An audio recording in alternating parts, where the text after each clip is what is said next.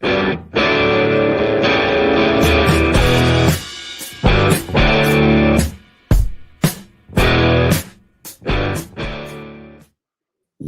wakey, championship game bakey. Doesn't get much bigger than this, Larry. Good morning. How are you, pal? Man, I'm fired up, feeling good. Going to stream 3 times today and bring it. Let's go. It is NFC championship game weekend. My day is booked. I'm up.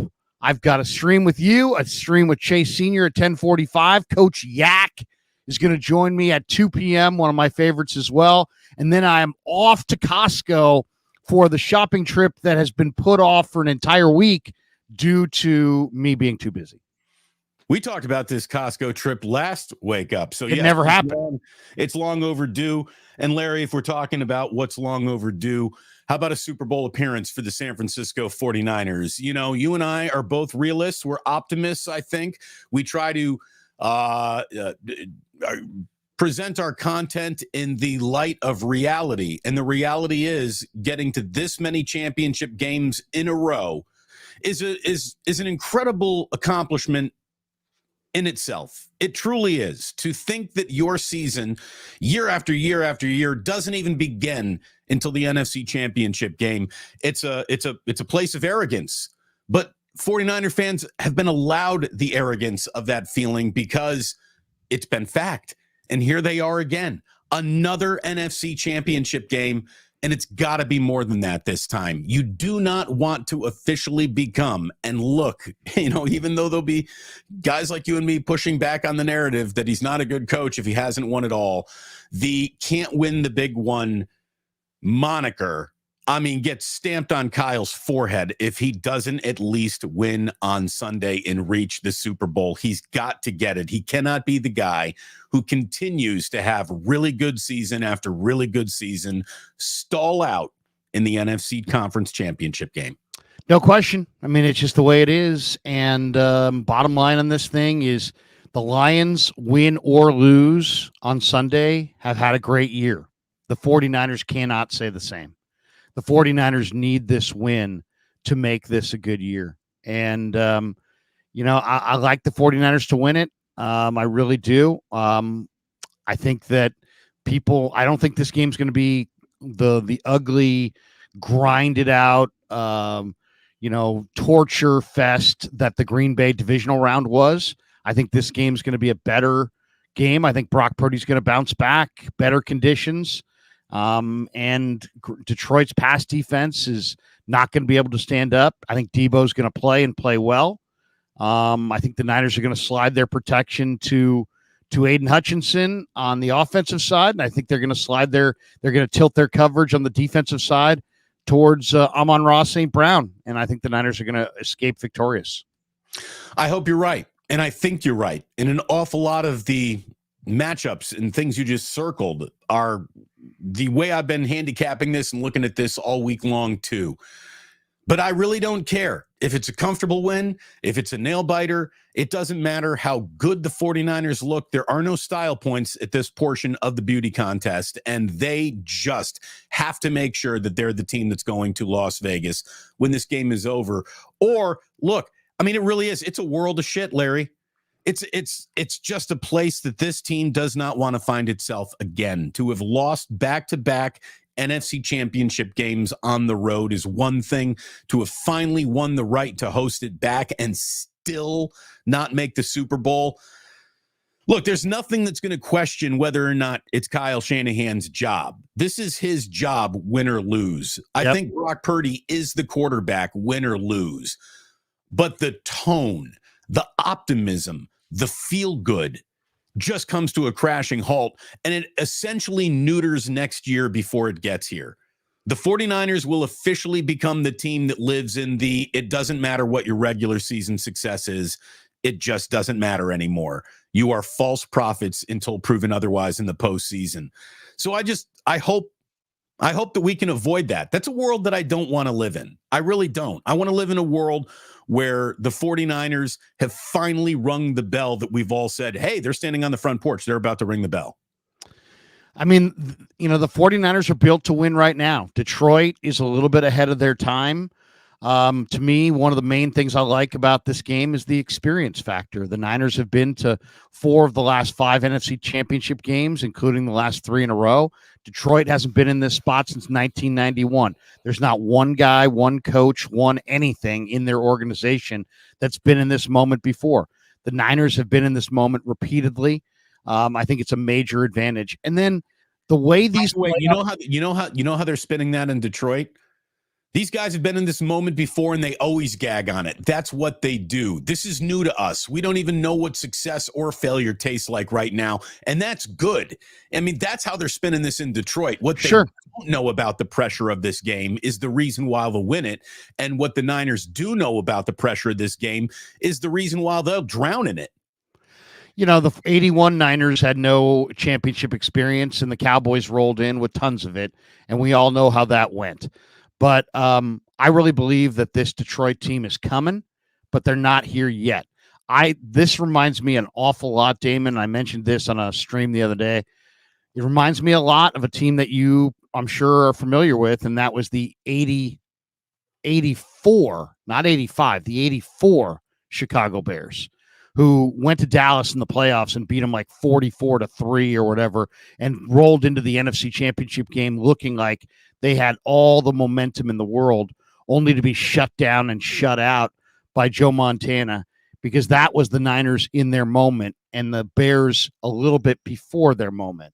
And that's what I see here. I think the Lions are going to be a force, but their year is next year or the year after. Their year's not this year. This is the Niners' year. I really believe it. And also, I'll tell you the one thing that I think, makes me really confident as well. These playoffs have been all about the home teams. Outside of Green Bay winning in Dallas and Buffalo getting beat by Kansas City in Buffalo, the Chiefs and the Packers are the only road teams to have gotten it done thus far in a couple rounds of the playoffs. The home teams have a decided advantage. I believe the home team's 8-2 in the NFC title game in the last 10. I haven't even really thought about it that way. Now you got me scared. Now I feel like, here comes the pendulum swinging in the other direction. But I hadn't even thought of it that way. It has been a lot of home cooking. It's been a lot of home cooking, and there's an advantage to sleeping in your bed as opposed to traveling. And where the disadvantage comes in, I think, Damon, everybody's super excited day one of a trip anywhere, right? Oh, we're excited. Nobody's like, oh man, we just got to town, we're exhausted. No, they're in, we're fired up, we just got here, let's go have a drink, let's go out, let's do this, let's do that. It's on the back end of the trip that your people are like, oh man, I am dragging, I've been on the road, and that's where that's where Detroit has been. They've been at home, but they're now venturing out onto the road. And I think that I think it's going to catch up with them. The travel, the lack of experience, and I just love the matchup. Frank Ragnow, by the way, is going to play. There was some debate over whether or not the Pro Bowl center was going to go. He is going to go. He's been rehabbing all week. He won't be 100%, but he's going to go. But Jonah Jackson is not going to go. And to me, that's major, major advantage when you look at the numbers between his backup, Coyote Awasika, and him. Just to put it in perspective, Jackson played 182 snaps this year, 19 pressures allowed, 10.4% pressure rate.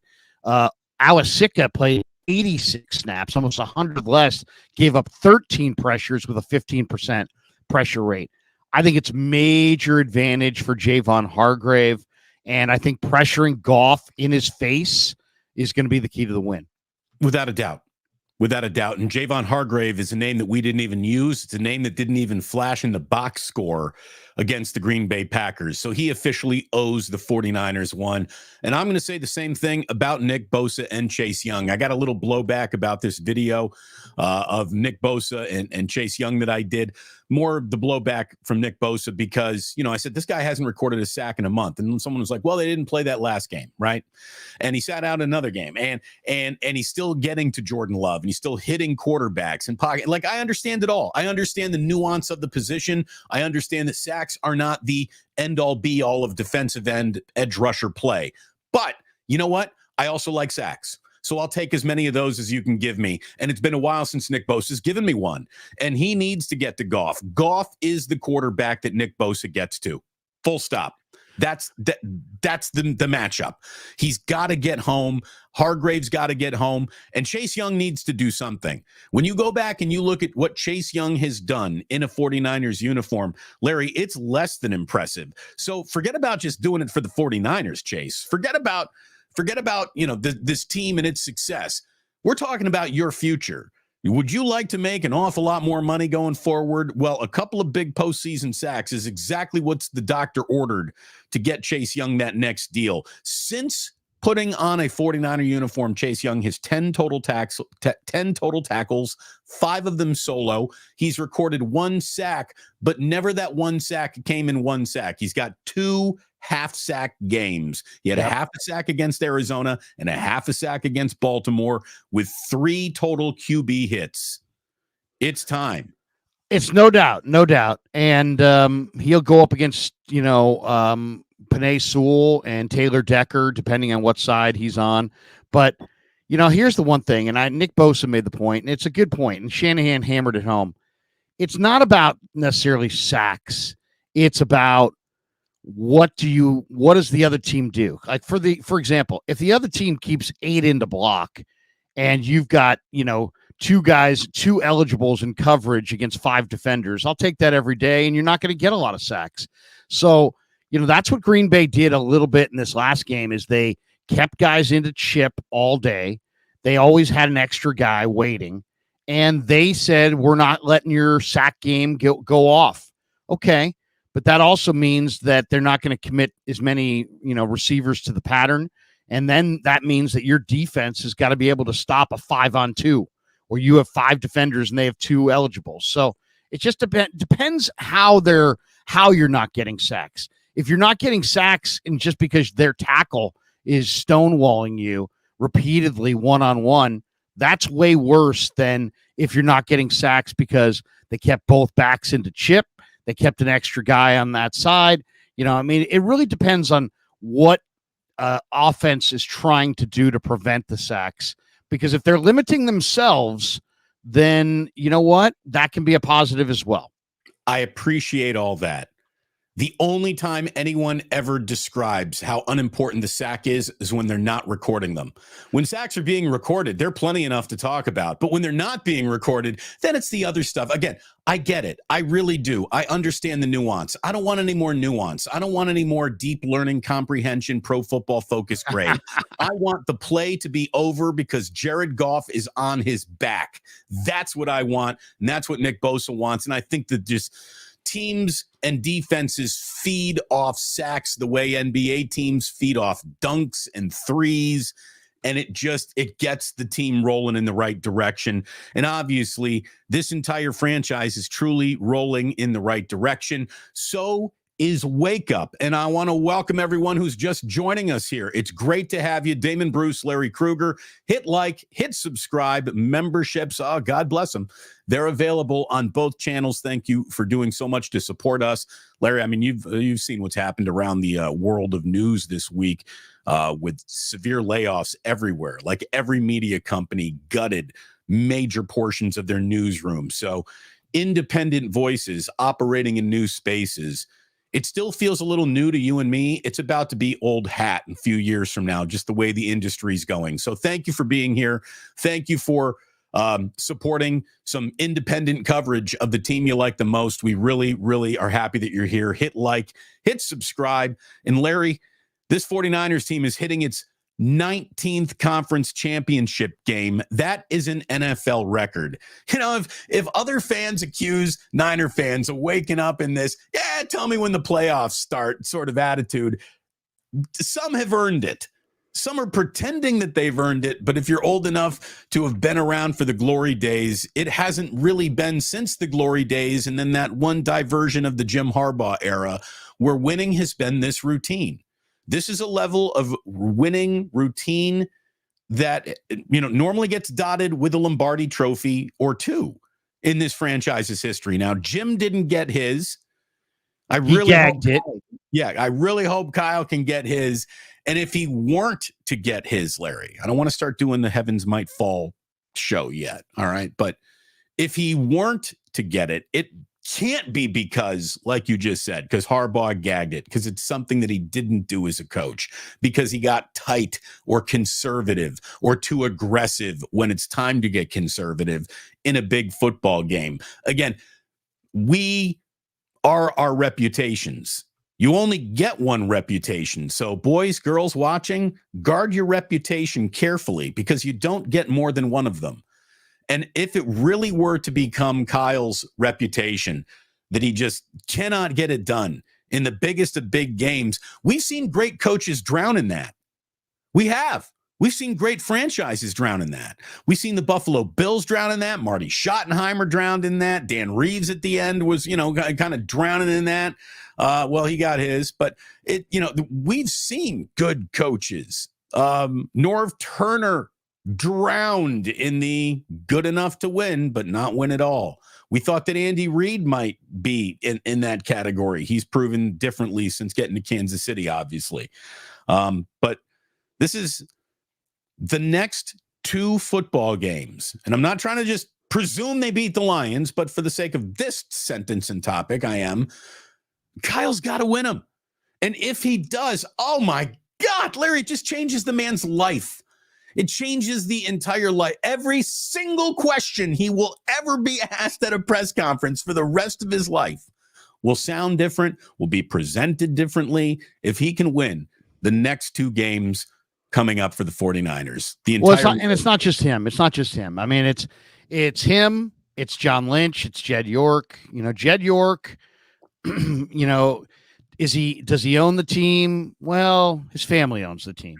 Does he run the team? Well, there's Denise and John, and every time the Niners lose 4 in a row, John's at practice. Jed will move out of that shadow and into, I'm on my own 2 feet running this thing, if his self-appointed head coach, general manager combo climb to the top of this mountain and get this done.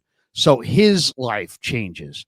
John Lynch is already a Hall of Famer. He's a great broadcaster. He was an incredible safety. Heck, he could have been a Major League Baseball player. He's graduated from Stanford, for crying out loud, and he's one of the hardest hitting guys in the history of the league. So he's already kind of a made man, but this is his final frontier. If he can show that he can win this, I mean, there were some questions when he had no experience when he was given this job. And to step into this job and to climb to the top of the mountain would validate him as an executive and as a success at basically everything. He's got the Midas touch. And for Shanahan, he's got the label right now of the best head coach in the NFL who's yet to win. And that was an Andy Reid deal, and now it's a Kyle Shanahan deal. And all I would say is, do you think the Eagles would rather have Nick Sirianni right now or Andy Reid? They'd rather have Andy Reid. So all I would say to Niners fans is, don't, chase this guy out if it doesn't happen this year. But at the same time, we can all acknowledge that Kyle is going to be a made man. His dad won 2 Super Bowls, 3 if you want to include his offensive coordinator job with the Niners. He wants to be in that circle. He'll be, to me, Kyle's a guy that if he wins 1, he'll win 3. But he's got to get that first one, and they're hard to get. They're really hard to get. There's a lot of great, and you got to have a lot of good things going on. You got to be healthy. You got to have the right total team. You got to have the quarterback. And I don't think he's ever had all of those things at once until this year. So we'll see. And it's no fait accompli because Detroit's rugged and they're going to battle like crazy. And they've got 2 really good running backs going up against a run D that just got freaking gashed by Green Bay. So can the Niners make the adjustments? And we can talk about what they need to do, because I've already, I went face to face with Wilkes yesterday, and I told him exactly what I thought he needed to do indirectly. I said, go with Jair Brown instead of Logan Ryan. I'm glad that you're there giving the team the advice it needs in its hour of need, Larry. Thank God you're in the room. But seriously, the Niners have to show that they can stop the run in this game against 2 really good runners. What is the deal on Jair Brown? Are we seeing him or not? I think we're going to see him. I think we're absolutely going to see him. I think that they know that Logan Ryan couldn't stand up to the run, and I think we're going to see Jair Brown. In fact, I'm going to share the screen right here so you can hear the question and answer from yesterday's presser, where I basically told Wilkes what I thought. Here it is. Here's Larry winning the Ryan NFC title game strategically for the 49ers. Here's me doing the Lord's work. Hold on a second. We back it up. Here we go. This is me to Steve Wilkes. You tell me what you take away from this. Steve, Ryan struggled against the run. It looked like on a couple plays, the Jones run, he barely got a hand on him. Are we going to see more Jair Brown this week at safety, or are you going to stay with Ryan? I would say overall, we all got to improve on the run. I know we point out Logan. He got to improve on his tackling, as we know. He's going to get better with that. Jair still in the mix. We'll see exactly how it goes this week and exactly how much he's going to play, if he will play, if he will start or whatnot. We don't know. That's still an ongoing process right now. There you go. I think he tipped his hand when he said will start. If he will play, it will start. I think they're thinking about him in the starting role, or else he might not have had that little, he wouldn't have put that word out there, because you didn't say start. You just asked about playing. And he's the one who brought up starting. So, and Jair said, about him being, and not only did Jair not start, Damon, he didn't play. He didn't play on special teams. He didn't play at all. He was asked about it. He says, I didn't agree with it, but I understood. Why? Because he's a class act. But Jair Brown is a thumper. Jair Brown is your future. Logan Ryan is a corner. David Montgomery's a 220-pound bull of a back on a 5'10" frame. If you can't stand in front of Aaron Jones, you will not stand in front of David Montgomery. I know that. Steve knows that. I think ultimately it's probably Kyle's decision. Shanahan was asked about it earlier this week, and he said, we knew that we kind of decided that when Jair had missed about 4 weeks. I think it was 2 games, but he had been out for 4 weeks. He's been awesome in practice. I love Jair. It has nothing to do with him, just our experience of playoff games being around us. So they went with the experience factor. Here's the thing. I think last week, Damon, they made a calculated gamble. They said Green Bay is going to be more of a passing team. Jones is more of a receiving back. Let's have that extra corner at safety, and we'll benefit. And then they got gashed against the run, 136 yards, first 100-yard day all year. This week, you've got Gibbs and Montgomery. They're much more physical in the run game. Detroit's looking to run the ball. Jair is much better run defender. So this is how you play it. You come out with Jair, and you let him play the run. You let him start opposite Gibson. He's going to be much more of a force. And you go with heft over experience. And then guess what? If you get up 10, if you get up 14, and it becomes a passing game in the second half, and you really want that extra corner, fine. Then you can take Jair off the field and go with Logan Ryan. But Logan Ryan is not a safety, and Gibson is not the strongest against the run. You cannot have 2 safeties who don't tackle and beat the Detroit Lions with Montgomery and Gibbs. So to me, it's a major, major part of this game. So much of coaching is anticipating what's going to happen. And then, it's, I know that you know that I know that you know, so I'm going to do this, right? That's where coaching really, that's where the whole chess game happens. Yeah. The Lions all year long haven't thrown deep. It's not who they are. It isn't in their DNA. It's not what they do. So I ask you, Larry, do you think the Lions are going to take like 2, 3, 4 really deep shots, thinking that they're going to catch the 49ers off guard a little in this game? I do. I think they're going to look to hit a really big play, something goofy. Like Dan Campbell is 100% going to go down with a flea flicker, right? I mean, it's just who he is. He's going to be overly, I think, aggressive in his I'm playing with house money football game, which if you're the Lions, I think you got to be looking at it at that just a little, right? So, well, there's no question. I mean, they saw what I saw and what you saw and what everybody saw, which was that the young 49er defensive back, Ambry Thomas, did not play the deep ball with very good poise. And he just wrapped up the receiver like a like a super raw rookie in a preseason game. So, yeah, they've got Jamison Williams. He's a huge home run hitter. He's got major speed. They're going to take, I would guess, 2 shots down the field in this game. But they're only going to take those shots if they can protect Jared Goff. And I don't know if you saw Goff's numbers this year, but Goff against in a clean pocket is completing 76%, 27 touchdowns, 3 picks. Goff under pressure, that 76 drops to 51% with 6 touchdowns and 9 interceptions. There is no bigger disparity between Goff under pressure and Goff in a clean pocket. So that just mandates that they get pressure in his face. And if they don't, you're going to see them go down the field probably more than you want to. I don't think that's their game. Their game is to move it more efficiently with Amon-Ra. But you're right. They saw what everybody saw, and they're going to take some shots. So you want to win a Costco bet? You want to be like, hey, I'll bet you a handle of Kirkland vodka on this following question when you're walking around Costco today. Who is the NFL's second leading passer in terms of yardage this year? We all know that Tua was number 1 with that prolific offense. Who do you think number 2 is? Jared Goff. It is. Isn't that nuts? For team doesn't throw deep, Jared Goff is the NFL's second leading passer this year. And we say that to you while both of us are about to make the argument that the Lions are a run-first team. How come the run-first team has a quarterback who's second in the league in passing? Because he's got a tight end that's an all-time talent as a receiver, because he's got a true number 1 receiver in Amon-Ra St. Brown, and because he's got a safety valve, dump it off back in Jahmyr Gibbs that can break tackles and make huge plays just by, just on swing passes. So he's got, and he's got Jamison Williams, so he can go up top. So they got the field stretcher. I mean, what they have, Damon, is a phenomenal core of complementary weapons. Jamison Williams is the go route, deep route, nine route guy.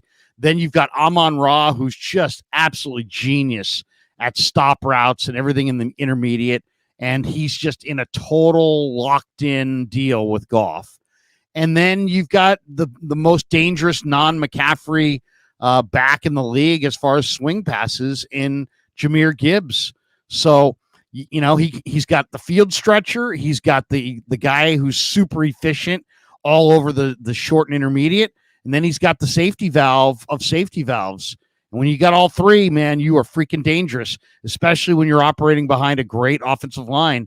But I will say this, Green Bay last week, we've talked a lot about Detroit's O-line, and it's a great O-line, but it's a great run blocking O-line. Detroit is 14th in pass block win rate. Green Bay was 2nd. So I think the Niners and Detroit's not going to have their starting left guard, and they're going to have a very raw rookie. And Lomas Brown, who was on with John Lund earlier this week, as I was driving down, I was listening a little bit to Lund, and Lomas Brown basically said, "Hey, look, I'm concerned. I'm concerned about our left guard situation. I'm concerned about the interior protection," and that's it right there. Niners have to, they have to own the A gap. They Hargrave's got to own it. Armstead's got to own it. Greenlaw and Warner have got to blitz through it. Jared Goff has no lateral agility at all. And the last thing he wants to do is be running for his life. If you look at the games where they've lost, Damon, it's games where they've sacked Jared Goff 3 times, 4 times, 5 times. But the Niners have to pressure him in his face, flush him out of the pocket, and that alone will probably win them the game. And I don't want to say grass is a difference maker here, but I do think the turf is a little bit of a difference maker. This is an indoor track team that's going to be outdoors, and maybe that grass surface just slows down his targets in a heartbeat to make everyone a little bit off. The Lions average 27.1 points per game, though. That's the 5th best in all football. A lot of the numbers really match up with what the Niners do as well. Niners are getting 28.9 points per game, the third most in football. So you got two teams who absolutely score the ball. Third best in yards per game were the 49ers were the Lions offensively. The second stingiest against the run, but they're bottom third when it comes to points allowed, 23.2 points per game. And that's where the Niners absolutely have to win this game in the red zone. That's where they're going to be winning this game. When those red zone trips come up, you got to finish them off with 6s, not 3s. And turnovers. I mean, that's the other aspect of this thing. The Lions, look at their game last week against Tampa. Were they awesome? No. Baker Mayfield threw for 350 yards and 3 touchdowns, but he threw 2 picks. And those 2 picks were just enough to get them beat. And Brock Purdy's got to take care of the football. If he takes care of the football, the 49ers are going to win this game. Akash Anavaranthian, who I follow on Twitter, I think he's good at what he does. He had this. I cut this out to prep for today's show here, Larry. The Rams outgained the Lions 2 weeks ago, 425 yards to 334 yards, 7.7 yards per play to 6.1 yards per play. The Buccaneers outgained the Lions just a week ago, 408 yards to 391 yards. That's 6.8 yards per play to 5.5. But the Lions win both of those games. How? Why? Well, the Rams went 0 for 3 in the red zone. They just couldn't punch it in. And then, like you just said, the Buccaneers turned it over twice with 2 interceptions and a missed field goal. And that's the difference in these games. The 49ers, as long as they don't make a big mistake themselves, should be able to, with just the way they play, throttle the Lions for chunk plays throughout most of the afternoon. And I mean, this could be one of those games. If the Niners don't win it, they will probably outproduce the Lions, but just lost some turnover margin. So don't make a mistake. Be who you are. Don't abandon the run at any point in time. A lot of Christian McCaffrey, less Brock Purdy hoisted upon him until you need it from him. And hopefully he just showed everyone at the end of that Packers game that he can give it to you when you need it the most. But this, to me, is Brock Purdy run this team to the Super Bowl. Or, excuse me, Christian McCaffrey run this team to the Super Bowl. An awful lot of Christian McCaffrey, I think, is the way you go about winning this game. No question. What makes Detroit the team that they are, though, is they run the ball and they stop the run. But Kindle Vildor and Cam Sutton, really are not good pass defenders. I mean, when Emmanuel Mosley went out, I think this team's chances of winning the Super Bowl this year went out. To me, it's about the matchups and, play to your matchups. If Detroit's really good against the run, then throw the ball. If Detroit's really good against the pass, then run the ball. In this case, they really don't have an answer for anybody's passing game. If you look at the numbers, and as you know, I do, Detroit, listen to this, Damon. This one's an overwhelming one. Detroit has allowed 345 passing yards or more in 5 straight games. 2 of those games were against Nick Mullins. You have to light this team up in their pass defense. They don't have a championship caliber pass defense, and you've got to remind them of that. So I agree. Dan Campbell saying, hey, our number one goal is we got to stop the run. We got to stop the run. Okay. They're going to come out geared up to stop the 49er run. And that's great. The Niners have to be ready to lean on Purdy in this game. And that's why there's so many people that Ryan Clark and Amy Trask and all these people who don't believe in Brock Purdy. And he didn't play particularly well last week. But this is a game. If the Niners are going to the Super Bowl, Brock Purdy is going to have to pass them there. I hear what you say about McCaffrey, but the reality is this Detroit team is rugged. They do a pretty good job against the run. They do. They get lit up like a Christmas tree against the pass, and Brock Purdy's got to make them pay. But that's what I'm saying. If you are running it on the Lions as well as throwing it on the Lions, you're winning this game. So I don't want to see in the name of, I think I've got something to attack all day long. I don't want that to come at the expense of Christian McCaffrey touches from the backfield. I really don't. I think they got to just be honest and balanced in this game. And the Niners shoot themselves in the foot when they either become too predictable. Brock Purdy, it's crazy that his career high in attempts was in a game he wasn't playing very well in. And that was last week. A career high in attempts. It just didn't make much sense. And it's one of those, is Kyle exposing himself as a guy who's ready to piss a big game away type of things that you bring up. Now, look, the 49ers, and this is right from ESPN this morning, the 49ers have been the toughest team to tackle in the NFL this season. They lead the league in yards per contact at 95.3 yards per game. That's yards after contact. The Lions defense is going to look to stop that. It leads the league in yards after contact allowed per game. So the strength of the Lions defense, I tackle you right where I meet you, meets the strength of the violent offensive nature of the 49ers running game. And that is, you might meet me where you meet me, but I still go that way after we've met in this running game because it's Yak Yard City over here. That is where, who's winning that tug of war? And I just think the 49ers got to win that tug of war too. And if they win that tug of war too, they're going to win the passing game tug of war. And now they have tugged themselves into the Super Bowl. I really believe that the tougher team's going to win because this is going to be a bloodbath. Chauncey Gardner-Johnson hits like a truck. Kirby Joseph plays for blood. This is the hardest hitting safety tandem I've seen in this era for sure. But really, it reminds me a lot of Whitner and Goldson, and they're tone setters. They separate receivers from the football. The Niners, their receivers run across the middle like they own it. And those two guys are going to make you pay in the worst way. So we're going to find out, man. We're going to find out who's the tougher team. The tougher team is going to win this game. Dan Campbell is a tough guy. He's got a tough football team. And they're hard-hitting, and they like to own the middle. But you know what they sell out for? They sell out for the big hit, and a lot of times don't wrap. And the Niners potentially can really make them look bad with a lot of big-time run after the catch. So it's going to take a well-orchestrated offensive showing by the Niners. And the key is don't throw the ball right into Kirby Joseph or Chauncey Gardner-Johnson. Make sure you give your receiver a chance to run with it a couple steps so they can run by those guys.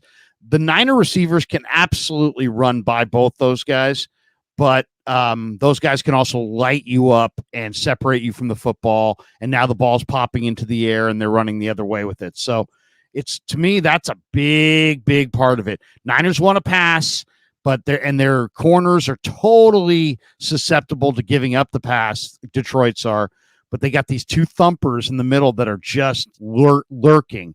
And if those guys come away with big hits and knockout blows and turnover creating plays, Detroit's going to win. And if the Niners, toast them and make them look slow and run and run by them and run after the catch situations, then the Niners are going to win. So I think it's a major tilting point in the game. I really do. Is Debo playing? Yes or no? Yes. I agree.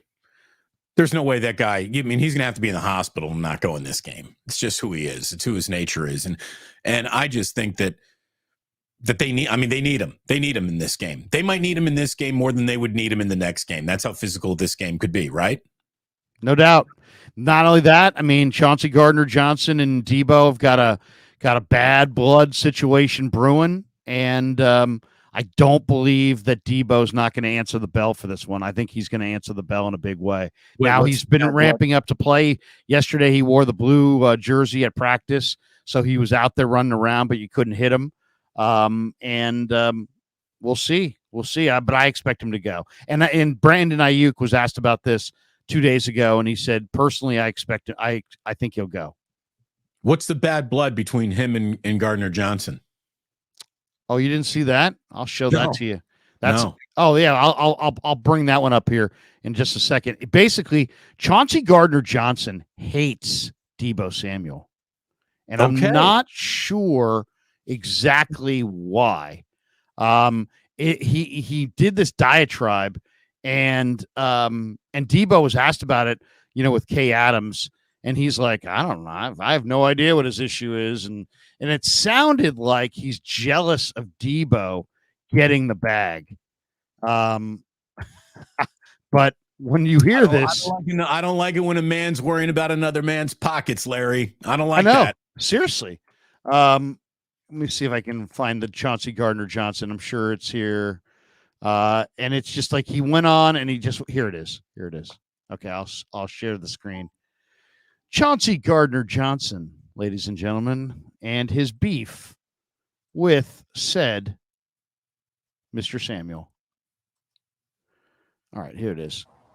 Because you be so flashy. You better hope, bro. You better hold on a second. Hold on. Let's back it up.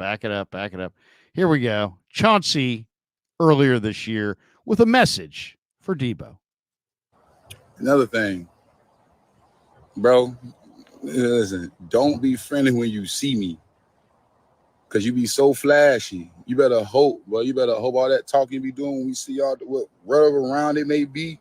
Because I can guard you. You can't run routes. You're a running back. I ain't going to sit here and play with you, little boy. Just because you got a little bag, people gave you a little clout, man, you ain't nothing, bro. Stop playing.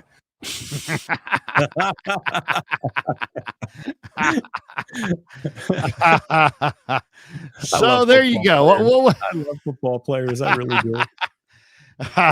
So and he is a thumper, man.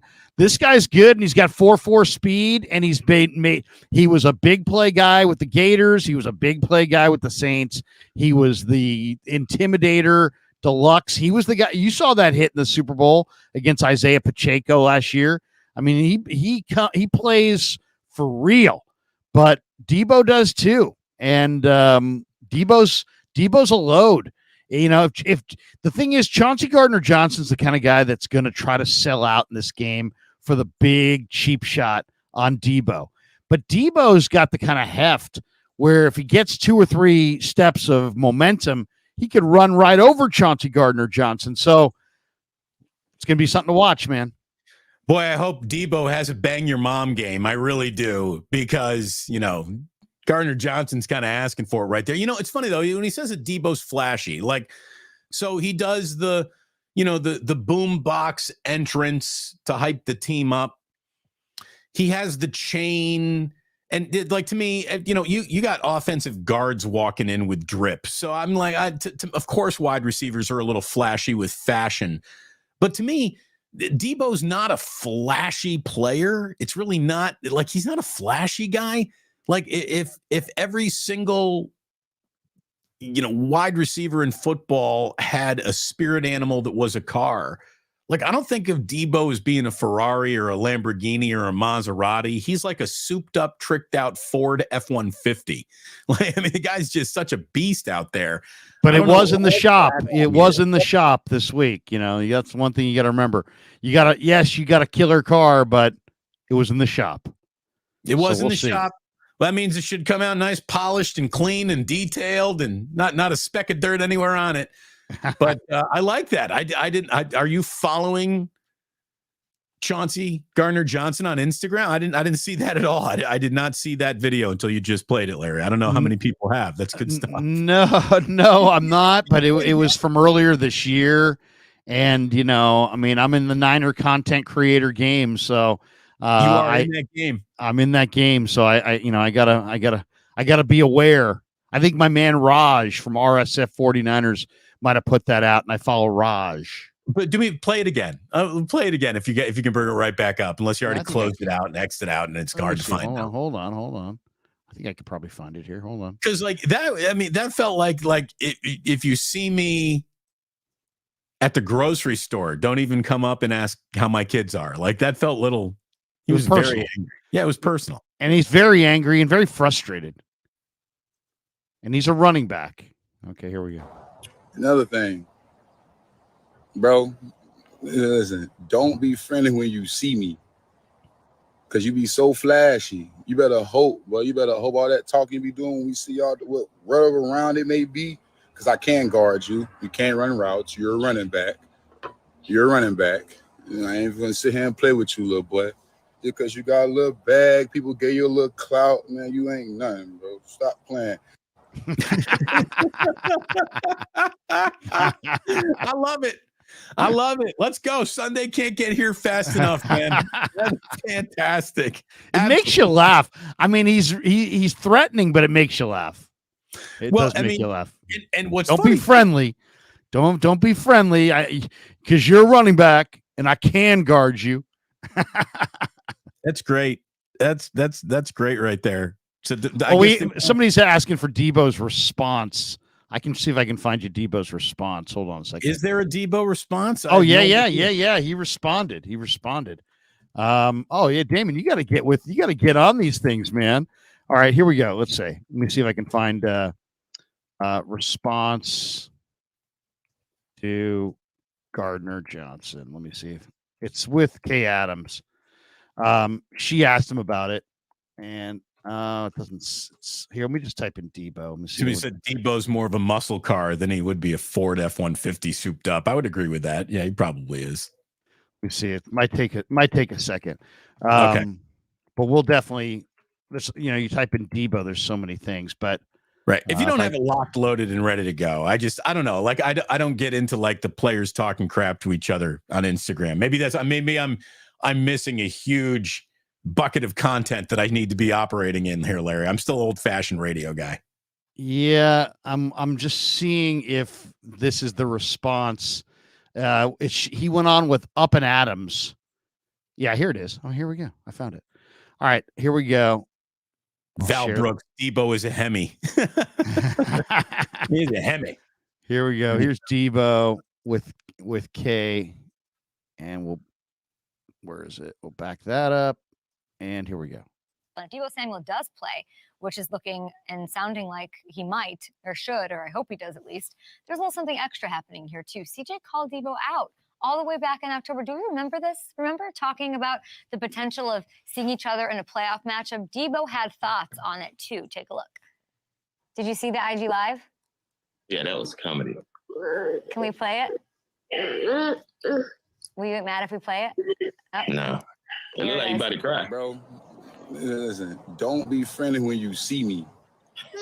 Because you be so flashy. You better hope, bro. You better hope all that talk you be doing when we see y'all, wherever around it may be, because I can guard you. You can't run routes. You're a running back.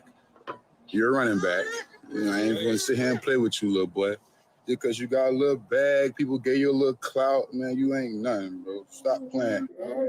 It just sounds like he mad I got a little bag and a lot of money and nobody knows who he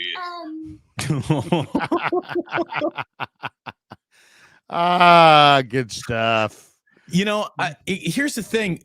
I didn't understand it when it came out of Philadelphia. I guess I'm not understanding it when it came out of Gardner-Johnson either here. I don't hear Debo talking all this smack. Like I would even... Why would you talk smack to Debo when Debo runs people over? Debo's about 225. I mean, Debo's not AJ Jenkins. You know what I mean? It's not like he's like some skinny guy you can light up easily. Marlon Humphrey popped him in the Raven game. He bounced right off of it. Well, where's Debo doing all this trash talking that's pissing off other NFL players? Maybe I'm not following him on Instagram. As a matter of fact, I'm pretty sure I'm not. Like, I don't know where this Debo is a shit talker reputation really comes from. I haven't seen him talking all that shit. He rubs some people wrong, clearly. Obviously, CJ Gardner-Johnson is one of them. But I don't know if it's the way he comes out or if it's that he got the bag or that. I mean, you heard CJ. He's like, you're flashy. It's funny. Debo's like, I think he's about to cry. He does kind of look like he's about to cry in the way his face, was kind of crinkled up there. It was a crinkly face. You're right about that. Welcome, everyone, to Wake Up. Damon Bruce, Larry Krueger. It's awesome having you here. Thank you for supporting what we do. Hit like, hit subscribe on both of our channels. Thank you for watching, no matter where or how you're watching. It's great to have you here. One of the characters that I've been talking about this week and just the lead up to another chance to maybe go to a Super Bowl. Larry, I've been talking about Jed York more than I thought that I would be talking about Jed York at this point in time. And I've been Really? talking about him in glowing fashion because I really think we saw a guy who like appointed himself like the young, new up and coming owner in the NFL. And he got way over his skis and overexcited and hired Mike Singletary right there in the locker room after that game against, what was it, the Minnesota Vikings. And he hires Mike Singletary. And obviously that doesn't work out. Then it's Harbaugh. And things are really good. And during that things were getting really good, Jed was really feeling himself. He's getting a new stadium built. He's coming into his NFL ownership. It's his very first taste of fame. He's tasted fortune an awful lot in his life, but real lean forward, people recognize me everywhere I go. Fame was now Jed's for the first time, and I think he liked it. I think he liked the way those cameras focused in on him. He liked being at the podium. He saw himself playing that I'm a great owner, Eddie D, everyone's going to love me sort of, in his own mind fiction. And then the Harbaugh divorce happened, and it was an ugly divorce. And then the arrogance of hiring Tom Sula, thinking, well, anyone can come in here. This team's so good. We built something so special to coach this team. And then the Chip Kelly disaster. And, I might not like Levi Stadium. Doesn't even matter. The NFL clearly does, having awarded it a second Super Bowl. And then you look at Jed just vanishing. Outside of Kyle Shanahan's introductory press conference, I can't think of the last time we actually saw Jed York or him trying to gobble up an inch of writer's space or media morsels or anything like that. He is faded away. And I just think he's learned an awful lot. He's grown up an awful lot. The 49ers business that they're doing is incredibly brisk business. This team, when, the York family assumed control from the DeBartolo side of the family, was worth about $423 million. And then come 2019, they're worth $3.5 billion. And obviously, this isn't all Jed's business acumen. This is the entire league. This is new TV deals, new stadiums, and stuff like that. But this team right now, would be on the market for $6 billion, and if it were actually on the market, I think it'd go for 7 or 8. It's the Niners, for goodness sakes. The business is incredible.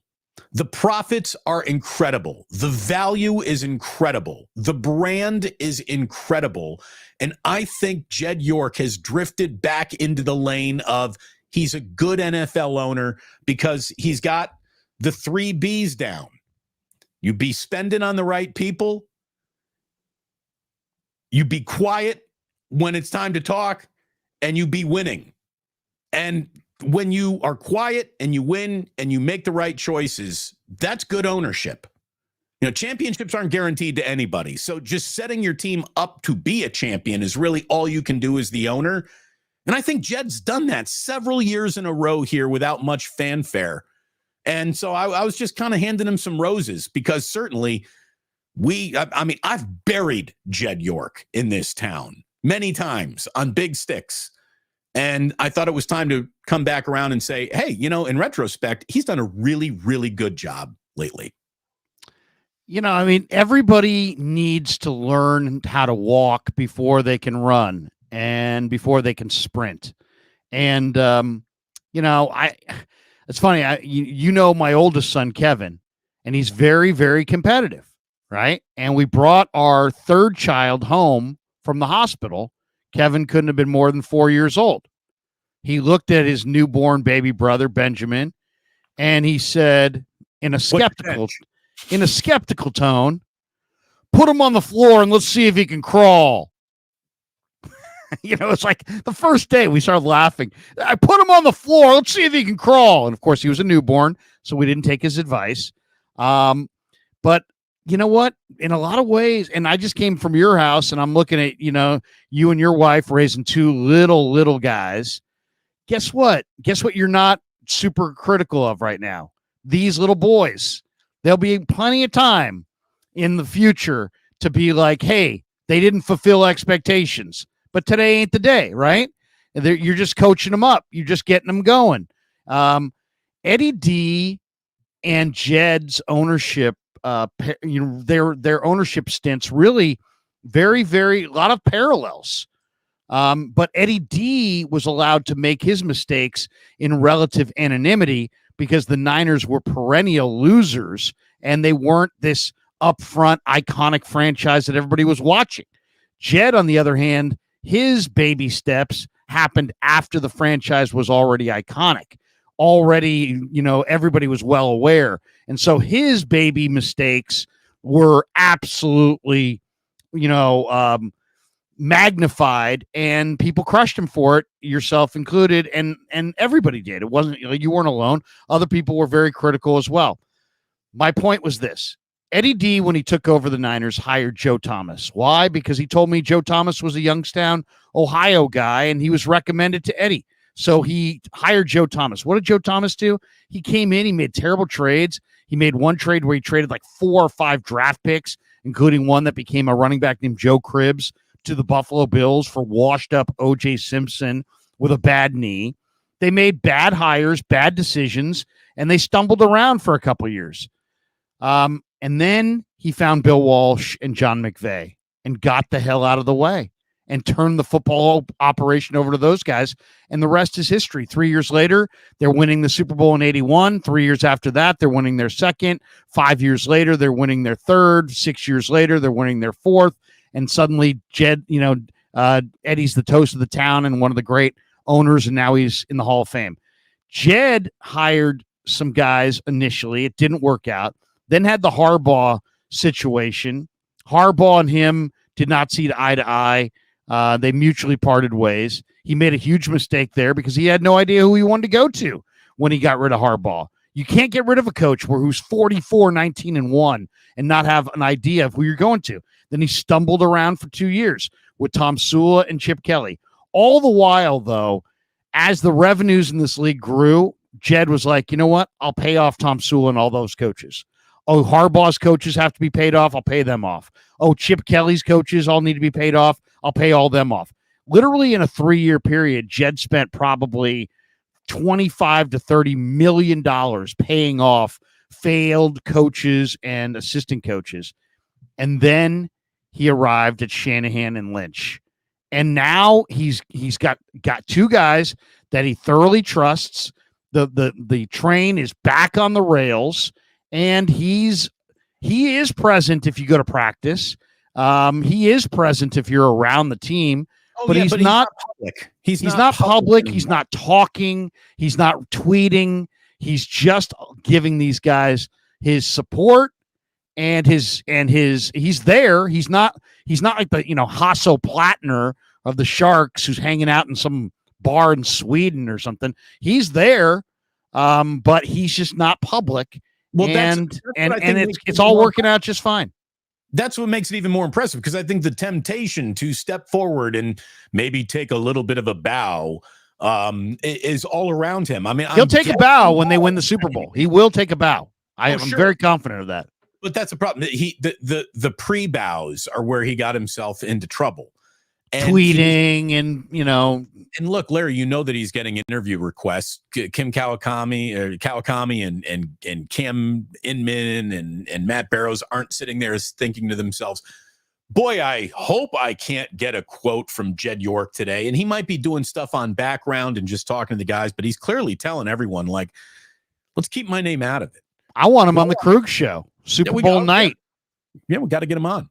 We'll get him on again. Jed and I, here's the thing. Jed and I used to get along great. We had a really good couple of conversations at a few guardsman events and charity events. And then Levi's Stadium opened, and Jed used to follow me on Twitter. And the night Levi's Stadium opened, Jed unfollowed me on Twitter because obviously my initial review wasn't sitting well with him at all, and so he gets a bad rap, dude. He gets a bad rap. Here's my bottom line for an owner is this: are you willing to cut the check? And he is.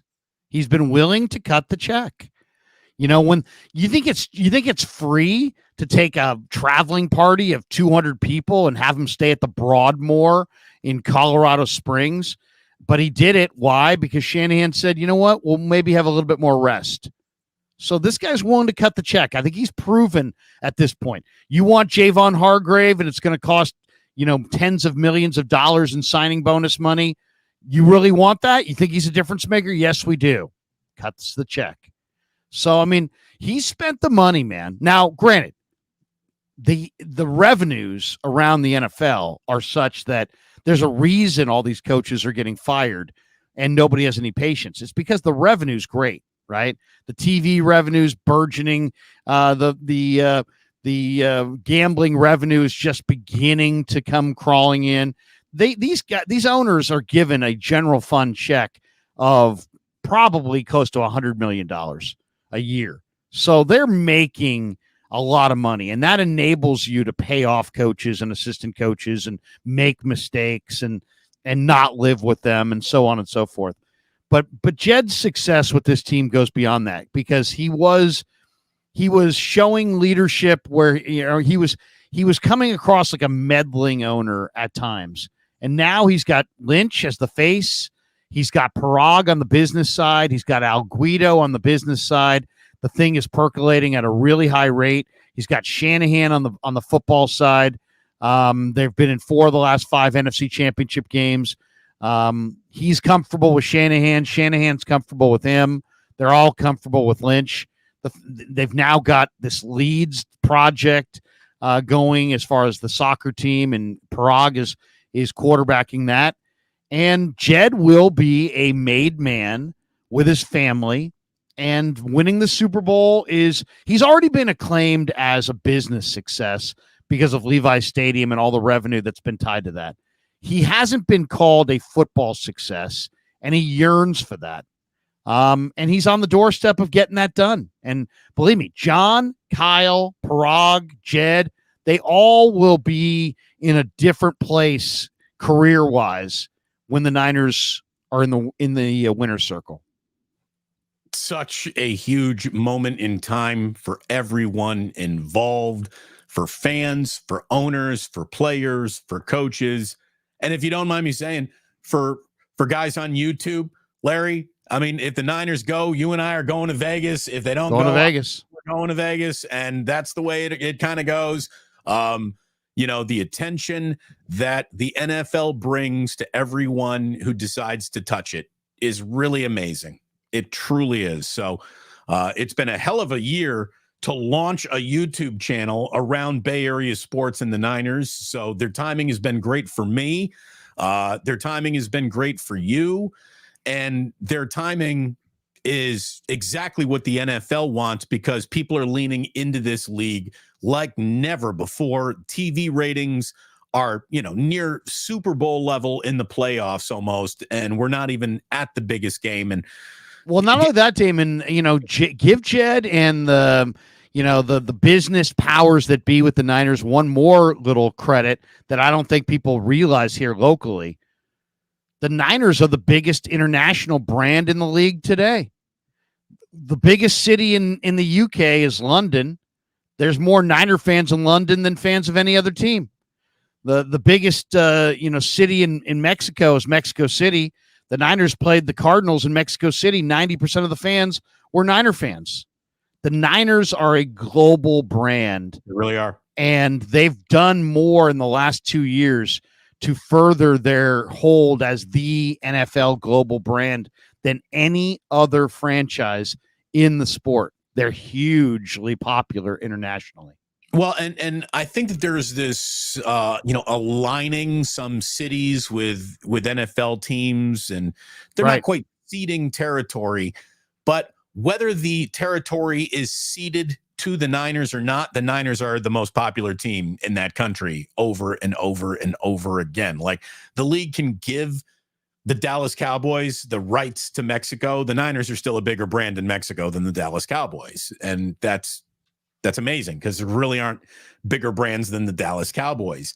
The Niners are royalty. They really are. They're NFL royalty, and they have, if they are to find a 6th Lombardi trophy right now, they will, it would be like adding $500 million, if not a full $1 billion to franchise value. It would be unbelievable if it happened, and it it kind of needs to happen right here, right now. Oh, no, this is Gotta it. be more. This is it. You know, we were in New Orleans for Niners Ravens. They got close. They had a 10-point lead in the fourth against the Chiefs in Miami. This is their year to climb to the top of the mountain. I've got to address this one. Abiz Diad. Brock Purdy is not good, guys. CMC carries us. CMC will take us there. He has less than 100 yards. If he has less than 100 yards, GG. What is that? What's GG?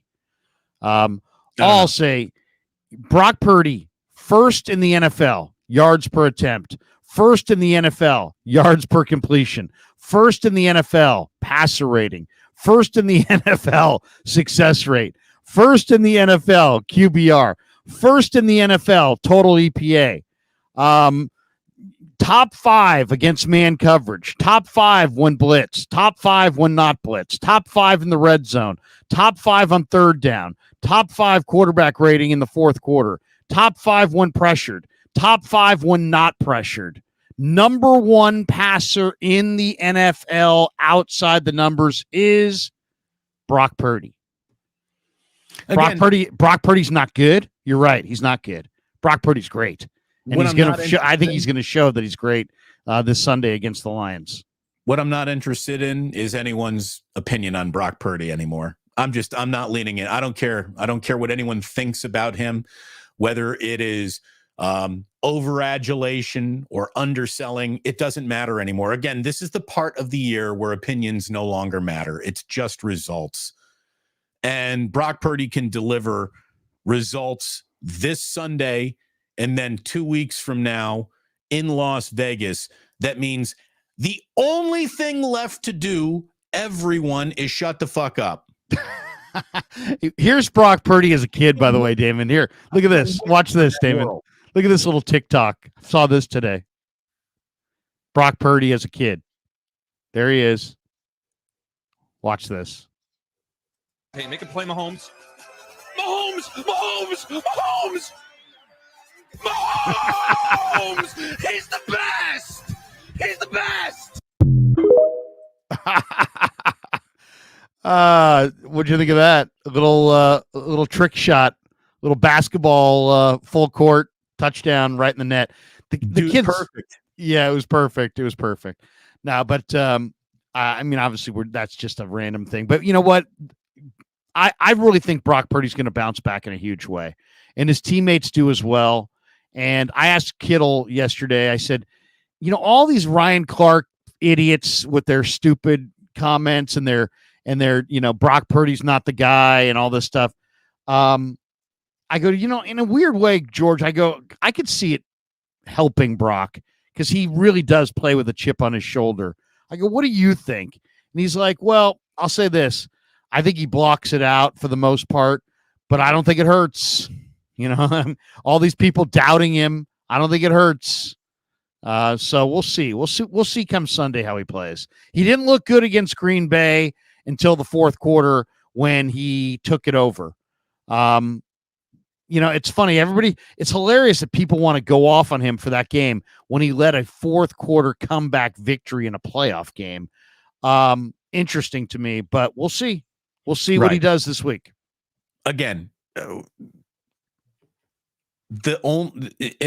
the catch happened now, you'd have a world where people weren't even focusing on the catch. Like, doesn't matter. Look at the position that Joe Montana put this team in with all those turnovers. This guy. I mean, the scrutiny that is put on football players is absurd. And the desire to use every single play the guy just ran is an opportunity to now reevaluate an entire career. Every play, every game, it's suffocating. It's annoying. It really is. It really is annoying the way that we overcover these things and we criticize and critique, and it really it robs anyone of being a real critic at a moment where real criticism needs to be offered if we're just going to criticize everything, win, lose, or draw, no matter what. He's good. How great is he? Well, we don't know yet. And that's the whole point. If you're just looking at where he is in his career, how many guys have won this much, this often at this level 2 years into their career? It's a really, really small number. Like if Brock Purdy does win the Super Bowl and the Niners win it this year with 2 more wins, he will have tied Ben Roethlisberger for the most playoff wins ever in a quarterback's first 2 seasons in football. Is that going to be enough for people? The minute the 49ers win a Super Bowl, I bet he can't win another one is going to be like a major topic. I bet that was an illusion. He's going to have to do it again before I believe he's really that guy. Is he him? Well, here's the thing, too. Guys like Brent Jones, who played with Joe Montana, will compare him to Joe Montana. Guys like Steve Young, who are Hall of Fame quarterbacks, stand there in amazement at what Brock Purdy's able to do. So it's amazing how Brent Jones sees Joe Montana traits. Steve Young sees a special player. But all these jackasses on the internet, he's not him. Dale asked for me to repeat the Purdy stats. Okay, here it is, Dale. He leads the NFL in the regular season in yards per attempt, yards per completion, passer rating, success rate, QBR, total EPA. He was top 5 in the NFL this year against man coverage, when blitzed, when not blitzed, in the red zone, in the fourth quarter, on third down, when pressured, when not pressured. He went 7-0 his rookie year, lost the NFC Championship game. Since that point, he is 17-4 as a starter, 3-1 in the playoffs. He's 21 or 24 years old. He's gone to back-to-back NFC title games. He just went 6 for 7 on the final drive to 5 different receivers, with the one incompletion being a blatant and obvious Kittle drop. So in reality, more like 7 for 7 on that final drive to 5 different receivers. And who's got the best numbers in the NFL outside the numbers, which to me, that's the whole dink and dunk, he doesn't have an arm crowd, was all tied to one pass, which is, can you throw the deep out from the wide hash to the far side of the field and get it there in a tight window with something on the ball. He's number 1 in the NFL QB rating, throwing it outside the numbers. I think everybody's just got to, pump the brakes on the criticism. I get it. Well, I guess what I don't get is, why would a guy like Ryan Clark, again, we might not like what Ryan Clark said. Ryan Clark's not stupid. He played in the league. No, but you know what he's doing? First of all, he's playing the role that his producer told him to play. It's just weak sauce. It's like, okay, let's compare him to Mahomes and Josh Allen, 2 guys who are, high first round picks who have awesome traits and coming off of, it's going to resonate because he just played a poor game. ESPN is in the whole Northeast. It's not just ESPN. It's Mad Dog Radio. It's everybody who's in that Northeast cauldron. They all hunt for the negative. The people who represent ESPN that cover the Niners hunt for the negative. I mean, I've seen guys, after great victories where there's tons of great things to talk about, go, you fumbled 2 snaps. What happened on those snaps? It's like, what happened on those snaps? They were fumbled fucking snaps. But they're hunting for the negative. When I did a show on Mad Dog Radio, we had a guy, Peter Schwartz, great guy. But at the end of one of the updates one night, I said, Peter, how come everybody in the NBA that you just reported on lost last night? He had no idea what I'm talking about. What do you mean? I said, you just gave a scoreboard where every fucking team lost. And he goes, what are you talking about? I go, okay, Peter, maybe you don't understand me. And the Nets lost to the Knicks last night, and the Warriors lost to the Pelicans.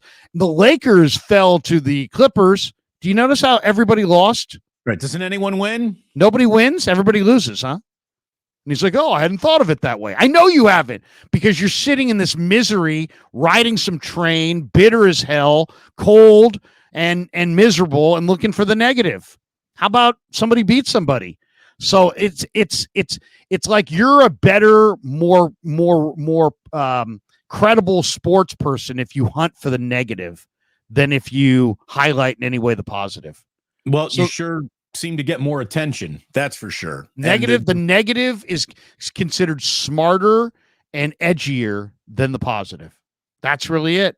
And so people hunt for the negative. But Ryan Clark was just sitting there going, I mean, that soliloquy of garbage of the hardest thing I had to do all year was pretend that Brock Purdy belonged in the same sentence as these other guys. Well, first of all, why did you have to do it? So you're not an independent voice? So you were lying to us then. Are you lying to us now?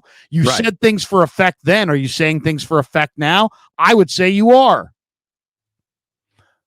I mean, if you're admitting to us that you said things for effect, then aren't you saying things now for effect?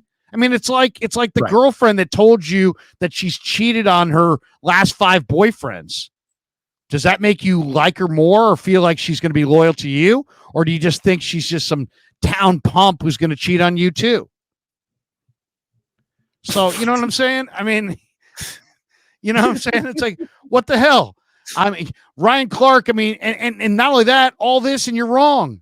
You're going to look so bad in 2 games, but you know what? Bring it on. Bring it on. Well, I think it's great. Like, the whole, I bet you he doesn't win a Super Bowl. Well, it's the odds of saying that about anybody and you being right to be right, yeah, are a lot better than the other way around. But he ain't that lucky, and he's gonna wind up looking bad.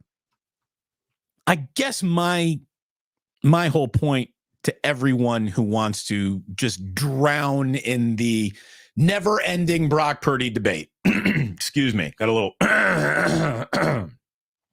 sorry about that. The fact wait a second. For you Giants fans who are still breathing, MF, Giants made a late play for Reese Hoskins, according to John Heyman. Fuck them. Seriously, it's a fuck late play for Reese Hoskins. Where's that parade go? Yeah, fuck them. That's what I would say to that. It's good to know that the Giants got that out there. Just like with what's it, the pitcher who signed with they couldn't when they were on the verge of Yamamoto. They offered Ohtani the exact same deal that the Dodgers did. Yeah. Giants media is reporting that they could not have done a better job. Right. Yeah, of actually signing the player. They couldn't have done a better job. It's like Trump talking about perfect phone calls. The phone call was perfect. I mean, come on. The shipbuilder that built the Titanic said that it was absolutely sure not to sink. And it was all operator error. You know, it's like these rivets have been riveted. There's no way an iceberg's puncturing these rivets. We've done a perfect job, and it couldn't have done a better job. There's no executive that could have done a better job than Farhan Zaidi, and I know because I'm sitting on his lap right now. I cover the Giants. Couldn't have done a better job. I mean, technically, I guess the Dodgers did a better job, so you could have done a better job, but for the Giants who couldn't have done a better job in the Super Bowl last year? The Eagles couldn't have done a better job. Couldn't have done a better job. You know, when it comes to securing this sideline, Dom, the security guard, couldn't have done a better job. Could not have done a better job. Could not have done a better job. Sirianni could not have done a better job this year. Getting back to Brock and the whole. I have no credibility. My name is Giant Beat Writer. Fill in the blank.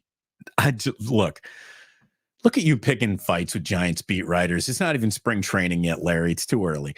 Anyways, look, I getting back to where we go. Getting back to where this whole thing started. Right. What I don't understand is just. Okay, so let's say you don't like Brock Purdy, or you don't think that there is going to be a quarterback that is going to continue to produce like this, and that's just the way you feel. Fine, I guess, even though there are a lot of data points being returned that you might be wrong about that. If that's what you want to go down in, fine. But to just discredit it and to not even appreciate it. I mean, here is a story that you will be handed probably not one more time in your entire life covering sports. So can you enjoy it a little? You know, I mean, was it just that much of a different world where the Kurt Warner story was met with a little bit of wonder and excitement, and this is just being met with skepticism and questions? I don't understand how the fact, if your whole point is Brock Purdy isn't Patrick Mahomes, well, very few quarterbacks in the history of football have been. The fact that you're even trying to compare the two of them means something about the compare. Like, what has he done to put himself in a position to be compared to the best, which you say he's unworthy to do and unqualified to even be in this conversation? Yet here it is, and you're the one who keeps on bringing it up. So would you at least acknowledge that the guy you're saying doesn't belong in the conversation has forced his way into it to the point where you can't stop talking about it? So clearly something's happening, right? Does anyone else see it like this? I just think it's one of the, I mean, so we're willing to give Josh Allen all kinds of passes for throwing, tons of picks because he's 6'5" with a gun. Even though he's never won any AFC championship games, he's never gone to the Super Bowl, but that's okay because he's 6'5", 250. You had a segment this week on NFL Network that the entire thing was, I don't care that he keeps on losing to Patrick Mahomes. I'm taking Josh Allen and he's better than Patrick Mahomes. Like that segment happened on how come that segment can happen for Josh Allen but not Brock Purdy? First of all, it's a stupid segment, so let's not even do it anymore. But how come the avenue of what hasn't happened yet still is going to be the defining trait, I believe, in this guy, can be that way for that guy. But what hasn't happened yet for Brock Purdy is the defining trait and can't be discussed in any way that is positive until he proves me wrong by hitting me in the head with a Lombardi trophy. It's interesting just to take all of these things and put them into one. Somebody had this tweet. It's not mine. I'm reading it from somebody, and I don't know who had it. So if this was your tweet, sorry that I'm not crediting you. But I saw this on Twitter. It wasn't from anybody I knew, just some random, but it was an awesome tweet. It was a nobody, and you lifted it. I lifted it. Well, I'm going to read it to you right now. There were 7 terrific quarterbacks. That's the Amy Trask reference.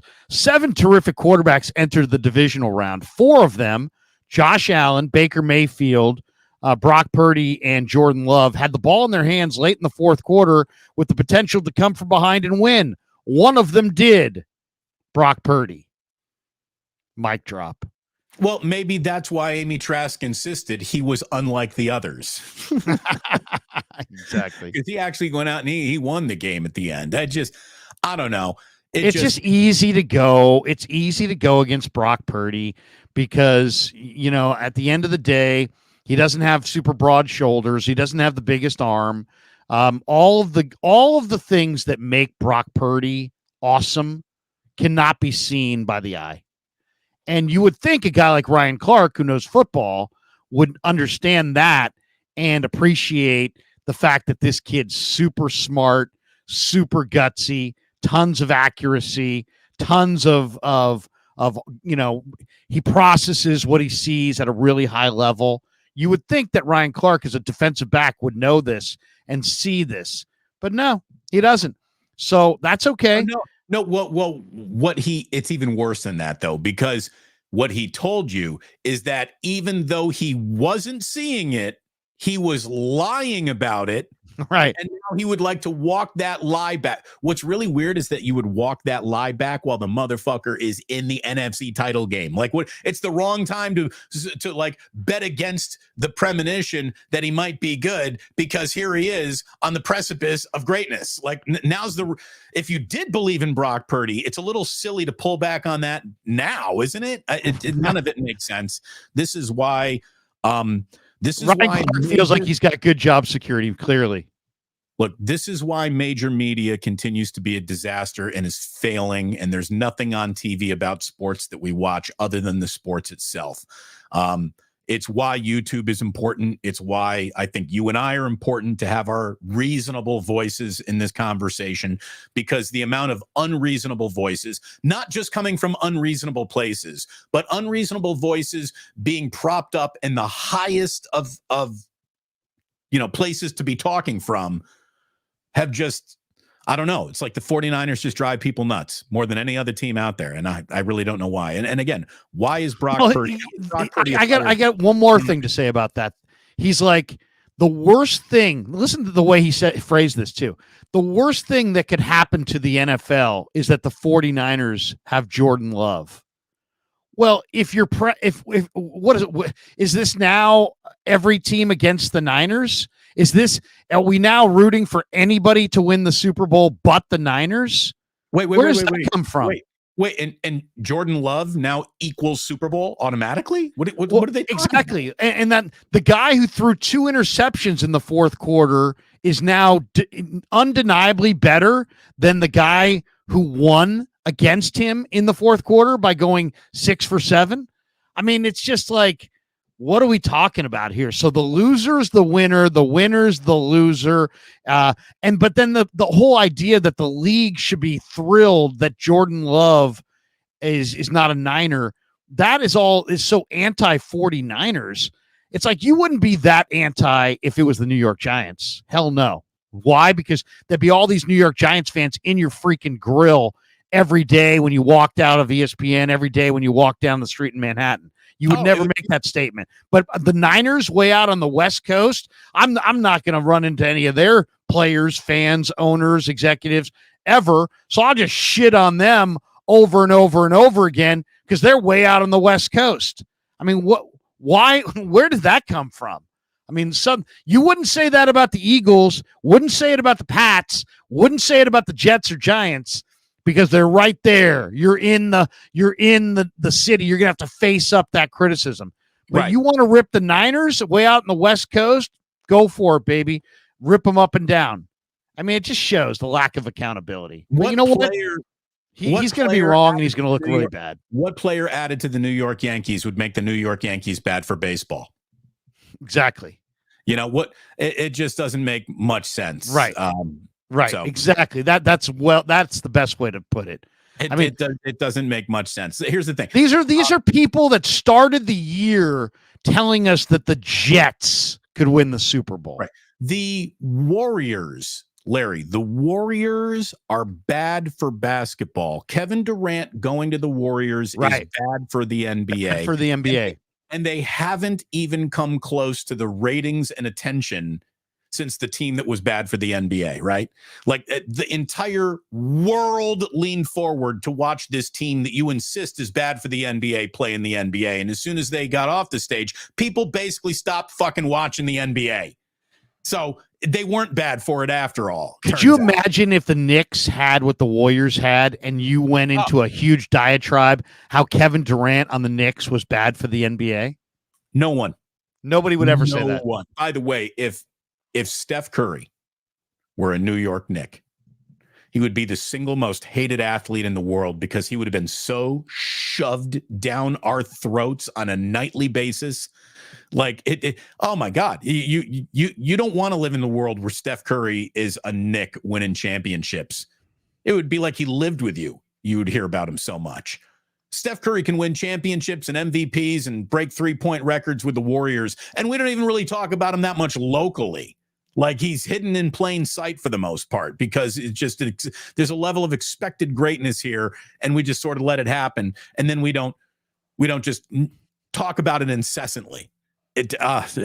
Anyway, let's get to some super chats. Let's get to some. And then Larry, I want to come back and we are going to wrap up today's show talking about the NFL coaching carousel. It is spun enough to where we need a little update. So we'll do that to wrap up today's show after we get to all these super chats and some other things that you might have set aside for this segment of Wake Up. Ernest Angulo says, put the fall off season for Brock. How much kid is arm strength improve? There's not a lot of English in that. Ernest, I'm going to buy you a Warreners. How about this? I basically think. Can I what he's buy a trying to comma? say- Vanna White, can I buy a comma? I think his question is essentially, what do you think of that Brock Purdy kid? And our answer is, we like him. We like him. There you go. But we love you, Ernest. We like him, but we love you. Thank you very Kevin much. Wood. Mr. Chat. Exactly. Kevin Wood says winning this year puts Shanahan in a Hall of Fame discussion and makes Jed York one of the top young owners in sports. Could Lynch be a 2-time Hall of Famer? John Lynch being re-inducted into the Hall of Fame. Do they do that? Has anyone ever gone in as a player and then be inducted as a coach or an executive? Has that happened? Did Ozzie Newsome get that? No, once you're in, you're in. But for the body of work. But I mean, there are some guys who definitely probably could have been. Who's the well, John Madden was a great coach, and I mean, he could have been in 3 times. He could have been in for his broadcasting, is in for his coaching, or his video game. But is he in? Empire. Is it like the Rock and Roll Hall of Fame where Don Henley can go in as a member of the Eagles, and then Don Henley is also inducted into the Rock and Roll Hall of Fame as an individual artist? Is that? Let me call Chris Rose. Let me call Chris Rose and ask him about the Hall of Fame, the Rock and Roll Hall of Fame. James Foster says, "I want them to." What's that? Joe Mauer, first ballot Hall of Famer. Get the fuck out of here. Barry Bonds isn't in the Hall of Fame. Joe Mauer's a first ballot Hall of Famer. What are we doing? Harold Baines, Hall of Famer. Roger Clemens, not. Bud Selig, Hall of Famer. Barry Bonds, not. Look, Joe Mauer might very well. He should be a Hall of Famer. First ballot Hall of Famer is reserved for the greatest of the greatest of the greatest of the greatest of the greatest of the greatest. Was Joe Mauer better than Buster? Hall of Famer is so. That's the thing. If Joe Bauer is a first ballot Hall of Famer, Buster Posey should be inducted today. Forget the waiting period. He should be in today, and he should go in unanimously. If Joe Mauer is a first ballot Hall of Famer, what is Buster Posey? Come on. I love Harold Baines, but come on, man. Harold Baines over Barry Bonds? And I understand why Barry Bonds is not in, but Bud Selig presided over the steroid era. Nobody saw their salary escalate like Bud's did. Bud is in. Bonds needs to be in. How friendly was Joe Mauer to Ann Killian to get into the Hall of Fame this quickly? The Baseball Hall of Fame has no credibility because of the way they have handled the Joe Jacksons, the Pete Roses, the Roger Clemens. It's supposed to be a freaking museum. What museum do you know of that only remembers the history that they like to remember? I mean, that's basically it. Yeah. I mean, not to mention, how does Bud Selig, Bud Selig was an executive. He was a used car salesman that current worth is over $400 million. Much of that wealth and net worth is due to steroids. And yet he is celebrated and he had no discernible talent at all. He just somehow found a way to own the Seattle Pilots, somehow surf that to the Brewers, somehow in the midst of no leadership, got promoted to commissioner, presided over the most lucrative period of history due to steroids.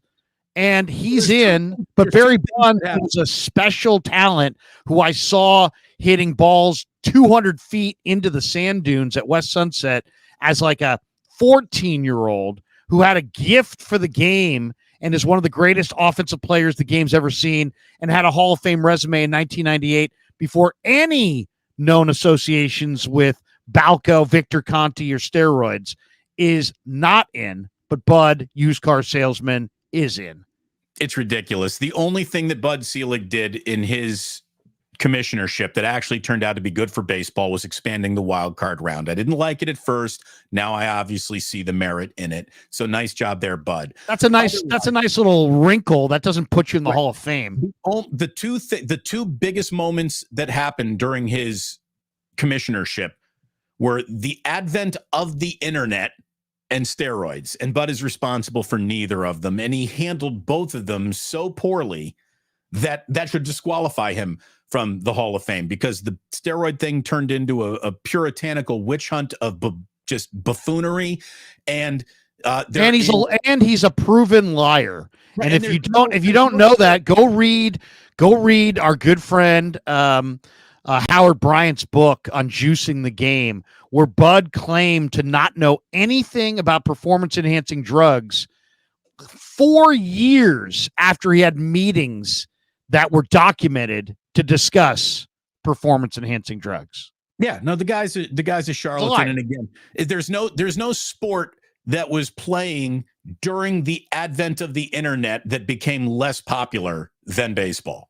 So great job, everyone. Oh, let's get back to the chat here. There's our Hall of Fame. There's our Bud Selig's a jackass tribe of the day. Basically, you can skip baseball season. That's all you need to know, everyone. Yeah. The Giants aren't them, and Bud Selig is not him. All right. He's not him, James, they're not them. James Foster, I want them to come out in a 5-man front. They did it against Jacksonville from the first play. It set the tone. Jacksonville only scored 3 points. I want them to tackle better. They missed 9 tackles last week against Green Bay. They have to tackle better. I called out Logan Ryan. Steve Wilkes called out everybody else. I don't care whose fault it is. They have to tackle better. Does that even count as a missed tackle for Logan Ryan when he got juked, like just totally out of his? He didn't even touch the player. So is that a missed tackle? I mean, I'm calling it a missed tackle. To me, it was an embarrassment. Kevin Wood says might need to be a CMC day, but as a slot receiver. That's that. I can see that too. I asked CMC yesterday, Damon. I said, Christian, you had 17 rushes against Green Bay. What's an ideal number of rushes for you? And he's like, it's not the number, it's what I do with them. And he gave the right answer for sure. But I want to see Christian get 20 totes. 20 totes of the rock for Christian. That's my over-under. Touches. At least 25 touches. At least. And here's the thing. When McCaffrey is in the slot, that doesn't necessarily mean it needs to be an empty backfield for Brock. Put Elijah Mitchell back there. Put Kyle Juszczyk back there. Especially, if Debo can't go, give me Elijah in the backfield and give me CMC. I'll say this: CMC is an incredible athlete too. The Niners have a basketball hoop in their locker room. I heard Larry hits threes on that. Larry airballs threes on that, but and hits people changing in the ass with the basketball. But CMC yesterday probably hit 5 in a row from 3. Him and Trent Williams had a little wager going. And Trent missed, and Trent was pissed. Let's just say that. Trent's a hell of a shooter too. But by the way, I said, Trent, man, you're not a bad basketball player. He's like, it's my first love. You know who's a hell of a shooter last night? Harrison Barnes. But that's another show. Would you trade Harrison Barnes and Davion Mitchell for Andrew Wiggins if you were Sacramento? Or I would do that if I was the Warriors. You want Wiggins? I'll take Harrison Barnes back and Davion Mitchell. Let's call it a deal. Would you make that trade? Yeah, I would. I don't know why Sacramento would. Supposedly they're tired of Harrison Barnes, and Davion Mitchell has lost his spot in the rotation, and I think they would do that deal too. JJ Raider. Debo probably banged his mom. Is he from Philly? Oh, this is Gardner-Johnson video reaction earlier. Thank you, JJ Raider, sponsor of the Ganja Jar. There you go. Frank Tom Ocean, LK Jesse Cohn, 2024. Great show, studs. Go 49ers. All right, appreciate that. Ramon Gonzalez. If at beginning of the year I'm told we play Detroit at home in the NFC Championship game to get to the Super Bowl, I am thrilled. Yeah, there you go. Little perspective on this one. But you know what they say, be careful what you wish for. But that's a good point. If you told Niner fans week 1, you're going to be in one game at home to go to the Super Bowl and you're going to face the Lions. Are you down? You'd be like, hell yeah, bring it on, right? Be careful, though, because what is past is sometimes prologue. The last time the Detroit Lions won a road playoff game in their franchise's history was at Kezar Stadium in 1958 over the 49ers. So You don't want to have that pendulum swing back to you again. And by the way, too, as good as the Lions are, they're just the fucking Lions. So you better not lose at home to the Lions. I don't care. Can I get the one ass cheek, three toes? You sure can, Larry. I'm glad you asked for it. Doesn't matter if you have one ass cheek and three toes. I will beat your ass.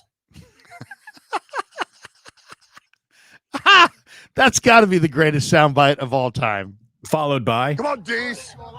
Dees nuts. One more on the ass cheek. Doesn't matter if you have one ass cheek and three toes. I will beat your ass. Oh, that is just beautiful. That's a great human being, ladies and gentlemen. I asked Colt McKivitz yesterday. I'm like, dude, win, lose, or draw, Dan Campbell does seem like a cool guy to hang out with. And he's like, yeah, he's kind of like an old school football guy. Scotty B says this game is worth $100 million or more for Brock. If he wins it, he's the 49ers quarterback for the next 6 years. If not, Cousins is under center next October. Oh, I don't buy that. no, Come on. Really? Scotty, we're not doing this. they're going to Kirk Cousins if they don't win this game. All those Brock's number one in the league. Now you're just going to put that aside. And what happens to Brock then? You're going to trade Brock if he doesn't win this game? You're going to blame Brock for Kirk Cousins? Come on. Daniel Jordan just says, hey, I'm Daniel Jordan, everybody. Thank you, DJ. Thank you, DJ. Appreciate you. Mon Green Eggcorn says, with the weakened Lions defensive backfield coverage, is Kyle opening the playbook with Hollywood, flea flickers, playground Purdy sizzle, or is it vanilla ground and pound play action, hang the NFC pelt on the wall? No, I think it's let it all hang out, baby. You got Kindle, you got what's this guy's name? Kindle Vildor back there. It's time to crush some Kindle Vildor, which sounds like a really good bottle of vodka, doesn't it? Damon, would you like a swig off the Kindle Vildor? That's not vodka. That'd be like a scotch, a really peaty, mossy scotch from the Southern Isles. It's my special bottle of Kindle Vildor. Well, Kindle Vildor. You know what? Congratulations to you and yours. Open the bottle of Kindle Vildor, honey. We will drink no wine before it's time. Kindle Vildor. Greg is gone. Toaster smoke. Who's getting right. toaster? What's toaster smoke? I don't know, but it just sounds funny. Toaster smoke. All right, there you go. Those are our 11 supers for today's show. If anybody wants to drop more supers between now and then, I will keep my eye on it. But let's talk coaches. Yeah, thank you very much. Again, appreciate tipping the bartender. You can certainly help out the bartender just by liking and subscribing. So thank you very, very much. It's also, great to Damon, before we get out of here, not to interrupt, but I saw the odds on what they list as the best casino hotel in Las Vegas. So you can guess what's number one. But I'll give you that. There's the top 10. Best top casino 10. hotel in Vegas. Yeah, top 10. Well, I mean, I've always got love for Caesars. I'm a Caesars guy. I really like the Cosmo. Caesars is 1, 2, 3, 4, 5, 6, 7, 8, 9. Oh, wait, 1, 2, 3, 4, 5, 6, 7, 8, 9. So I guess it's the top 13 here. Yeah, they're 9. Okay. Well, again, I'm plus an old 1,500. Old school guy. It's not the Jockey Club. They're gone. Goodbye, Jockey Club. The Yaki Club. I don't know. Would it be the Venetian, Larry? Is it Encore? The Venetian is plus 600. They're the fourth choice. It's not the Venetian. What is this? We're the most popular is the Cosmo. It was listed as the best casino hotel in Las Vegas. Casino hotel in Las Vegas. And it's not Wynn. Is it? The Wynn is number 2. Wynn is number 2 at plus 200. Aria is plus 700. They're number 5 on the list. It's not the Luxor. It's not Circus. Circus. It's not Medieval Times. It's Medieval Times. There wasn't a Medieval Times. What was it? Excalibur. Wasn't that one of their? I'll count it down for you. Here it is. Okay. At plus a ton, the Flamingo looks like plus 15,000. Flamingo. Then they've got the Golden Nugget, the D. Not even familiar with the D. 2,500 Planet Hollywood, plus 1,500 Caesar's Palace, plus 1,200 the Mirage. Now we're going back to the 80s. The Mirage. Plus 850 the MGM Grand, which is smaller than some cities, or some bigger than some cities. Plus 700 Aria, plus 600 the Venetian, plus 500 Cosmo, plus 350 the Bellagio, plus 200 the Wynn, and minus 200 as listed as the best casino hotel in Las Vegas. Not Mandalay, Circa. What do you think? Have you been to Circa? So I've been to Circa, and the problem with Circa is that it's just not on the Strip. It's in Old Vegas. Otherwise, so that's where VEASAN is. They had the best sports book you've ever seen in your life in Circa. They've got the stadium swim. But to me, I don't even look at Circa as a Strip property because it's not. I wasn't even thinking Circa. So so I've never stayed there. I've had a couple drinks there with Goulet. By the way, Damon, I just want everybody to know this. You and I, if the Niners win on Sunday, will be meeting with the guy who owns the Palms to discuss doing a show on a regular basis next football season on Niner road games from the Palms Sports Bar. Oh, so we will be flying to Vegas 8 times next year and inviting people to come out with us for fabulous prizes. Well, we're talking maybe 4 to 8 times. We'll be in negotiations, but we will have a dinner, I was told, with the owner of the Palms next week to discuss us coming out there. I like that. All right. Again, I could get us. How about this? When 95.7 The Game sent Steinmetz and Guru to Circa, that was a deal that I put together. That was supposed to be me and Ray going, but then I got laid off, and I'm glad that Steiny and Guru had a good time setting up. By the way, deal that I put together in person with the owner of the casino. Mark Graves says Larry's gambling channel coming up. Callie Young drops this one in there. He says, Larry, make sure you got singles. Oh, what could you possibly be referring to? Digital Drew, our good friend, says, like and subscribe, you heathens. Amen. And then we've got this one. This is maybe the one that makes me smile the most. Google and Skynet.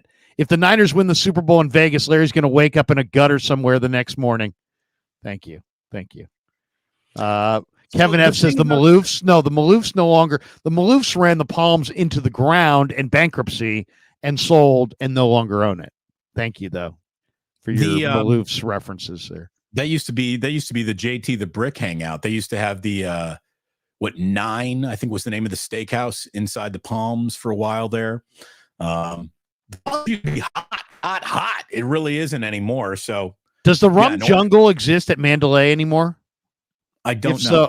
If so, I've got to hit the Rum Jungle. Back Nicotina, there goes Kevin Kruger's college fund. Kevin Kruger's going to be out of college, within the next year. You're talking about Benjamin Kruger, his college fund, and Christopher Kruger's college fund. Herbie Holland.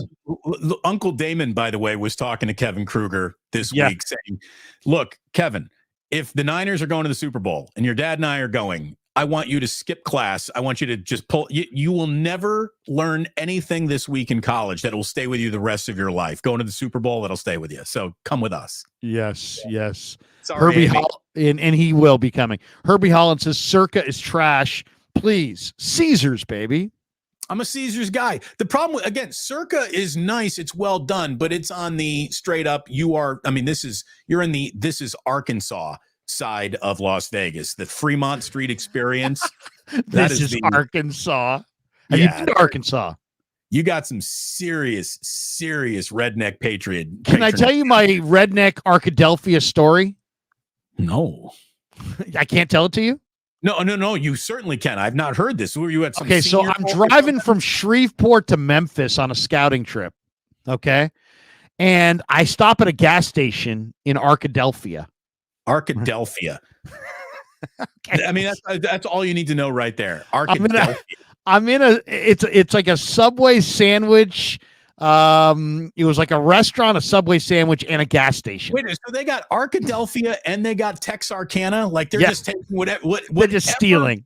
whatever city you border on, that's going to be the name of it. In fact, once we go there, it'll probably be an Arc Francisco. But I'm in Arkadelphia, and I'm at a gas station, and I look at the guy who's doing the running the register, and he looks like Marty McSorley. I mean, he's got like one tooth in the front, and the rest is just wide open, right? I look at the guy behind me, and he just looked like hell. He's just down on his luck. And I'm like, where the hell am I? And the lady turns to me right in front of me, and she's like, oh, you're in Arkadelphia. And I look down. She's feeding a baby that could not have been more than 7 or 8 months old, a 7-Eleven Slurpee out of a straw. Arkadelphia. Streets of Arkadelphia. La, la, la, la, la. Arkadelphia.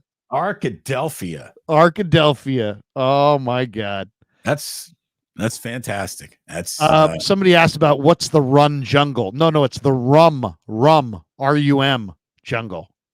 Again, that was the hot spot in Vegas years ago. It might not even exist anymore. It's like going to Caesars and be like, we're going to Pure tonight.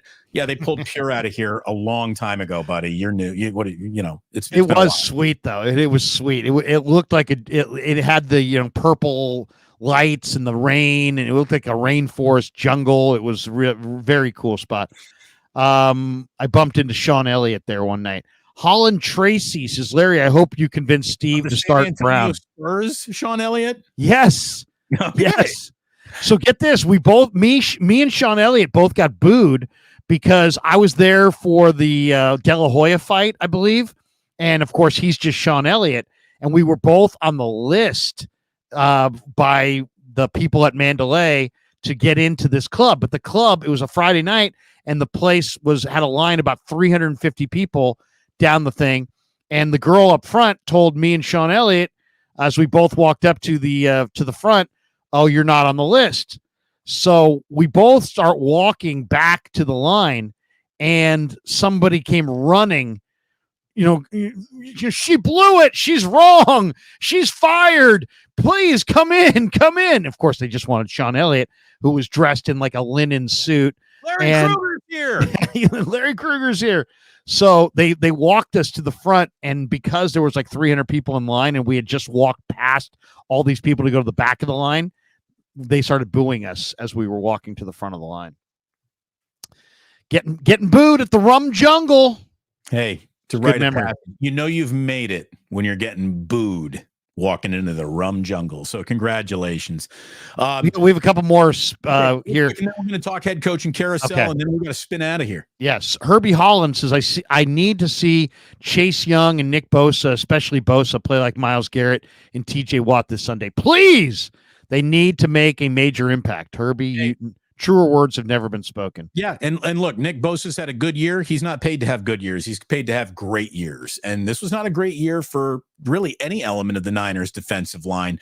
They can make all of that go away by showing up this Sunday and then in one more game. And if I was talking to Chase Young, I'd say, hey, Chase, it's been a decent year. You come through with a couple high profile sacks, and somebody's going to cut you a fat check this March. Yeah, do it for team reasons, do it for selfish reasons, do it for all those contract year reasons. Let's go. Mon Green, Eggcorn, predictions on Purdy's box score Sunday night. I think he's going to throw 67% completions, He's going to throw for 290 yards, 2 touchdowns, no interceptions, and the 49ers are going to win 31-20. If you're selling all of that right now, I'll buy it. It sounds pretty good to me. Are you ready to do a little spin of the head coaching carousel? Yeah, let's do it. Because we got a new name hopping on the carousel, a couple of them. Yeah. First of all, obviously, 60-year-old Jim Harbaugh is leaving Ann Arbor in the rearview mirror to come back to the NFL. Harbaugh with the Los Angeles Chargers is the most important thing to happen to the Chargers since moving to Los Angeles, to be completely honest. Justin Herbert and Jim Harbaugh and a defense that he will make better are going to be a factor, I think, right away. Look out in that AFC West. You got Harbaugh, Andy Reid, Sean Payton, and the Raiders obviously are coming back with Antonio Pierce, who's got a locker room behind him, but Raiders dysfunction still to overcome. AFC West just got better, man. It reminded me of my Sac State public speaking class, Damon, where I would wait for the person who couldn't speak at all and then say, I'll go next. That's Jim Harbaugh. Mike Singletary can't coach his way out of a paper bag. I'll go next. Brandon Staley's a tire fire. I'll go next. He is so smart because he goes to the places where there's talent in place. They're ready to win, but they had a horrible coach. And then he steps in. They're going to be in the Super Bowl within 3 years. And I also think that Jim Harbaugh can smell an owner he can bully. And I think that he looks at the Spanos ownership group and thinks, all right, they should be on team do whatever I say really quickly. And that is how Jim wants to operate. So Harbaugh, 60-year-old man, is the oldest coach to take a new job this year.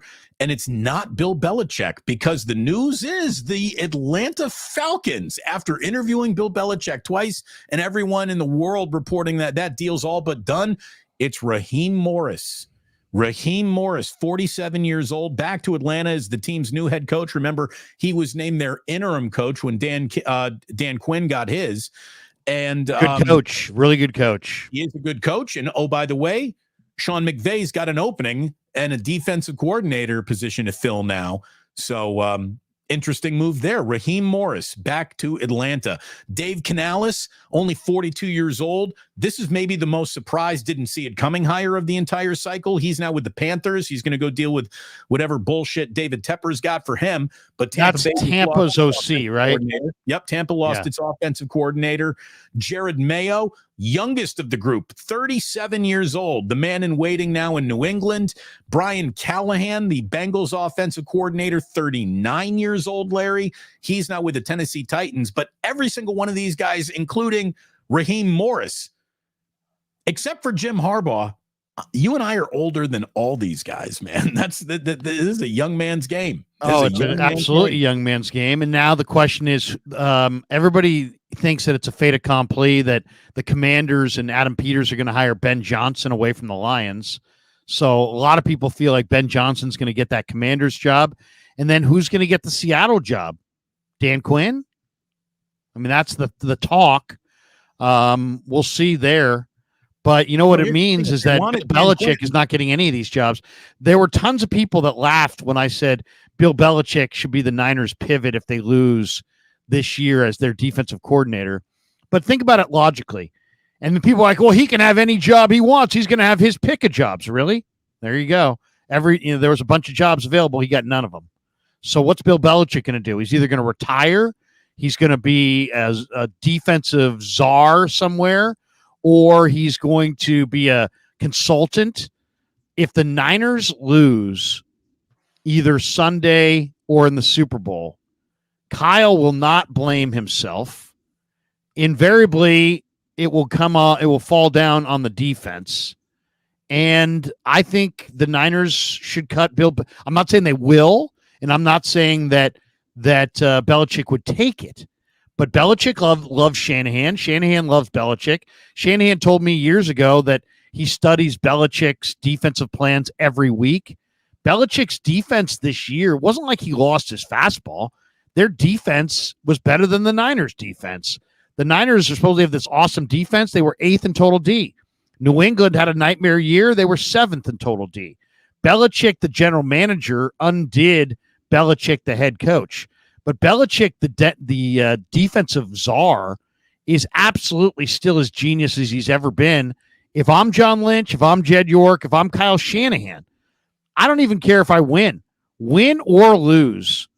I would hire Bill Belichick and give him a huge check to come in here and run the thing. Why? Because, one, there is no better current defensive backfield coach than Bill Belichick. He's got a great eye for defensive backfield talent, and he's a great coach of defensive backfield play. And look at the 49ers right now. They have Talanoa Hufanga, Demo Lenore, Ambry Thomas, Jair Brown, Samuel Womack, Darrell Luter Jr. They have 6 really young DBs. And if they lose, they're probably going to say goodbye to guys like Tayshaun Gibson, Isaiah Oliver, and Logan Ryan and go get 3 or 4 more young kids in the draft. They're going to have a baby secondary.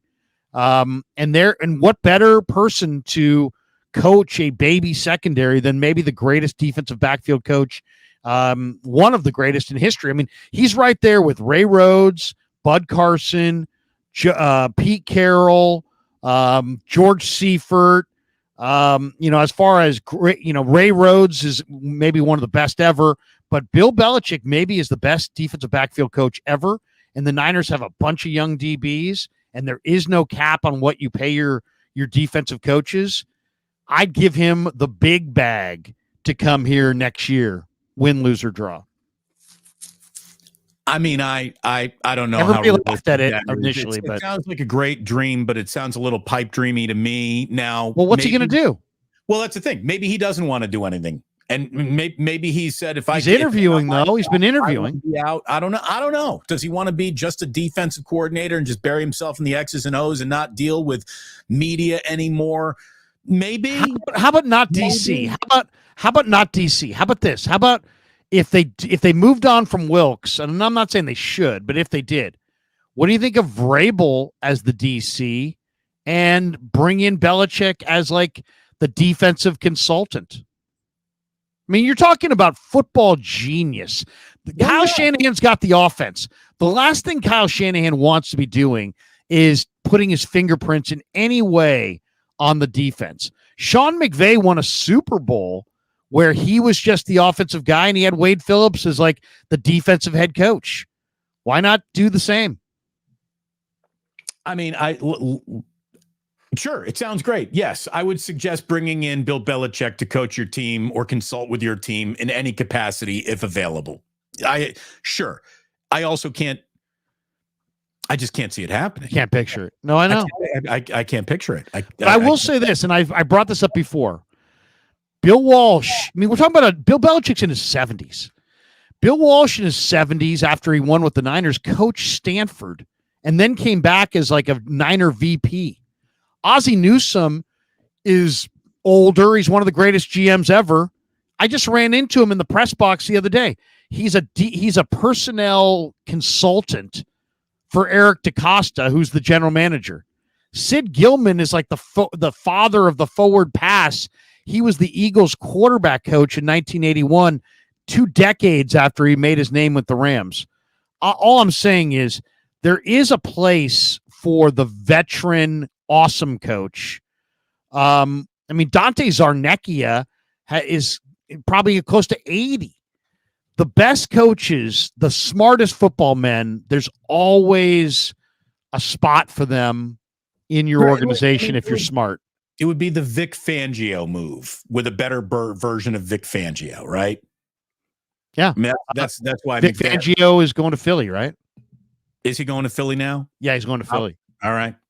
Yeah, Philadelphia made a lot of different moves to their coordinators, but it's amazing that both Sirianni and Mike McCarthy survived kind of some epic collapses in the postseason, but it happened.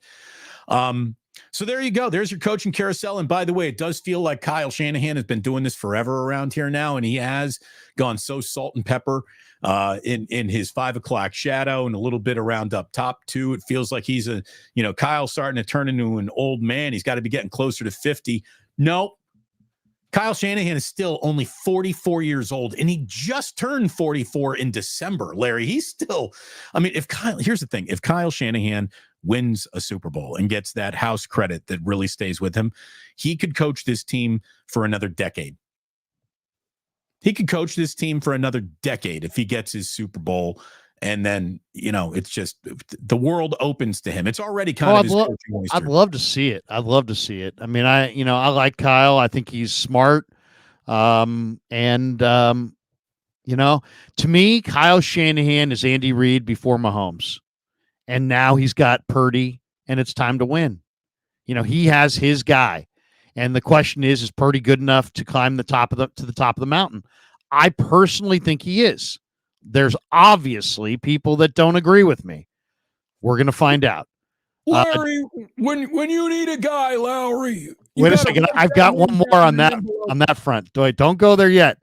Okay. Joseph Vernberg says, would you say the Lions are harder or easier opponent than the Packers? Also love the show, guys. Makes me excited for Fridays and Mondays, which, hey, Joseph, that makes us excited. Seriously, that you would feel that way. I think it's an easier opponent. What do you think? I do too. Well, you and I both said that. Look, when we say something one week, it doesn't mean it vanishes the next week. We both said that we thought the Packers represented the hardest team to beat of the remaining Final Four in the NFC. Obviously, you can't play yourself. So we were talking about the Packers being more dangerous than the Lions or the Buccaneers. And I still believe that. This should be an easier game. There's a part of me that hopes that this really is a fun NFC championship game, and there's a sense of real celebration, not just tight sitting on pins and needles, Levi's Stadium all Sunday afternoon. Like, the Niners have the capacity to beat the Lions hard and loud.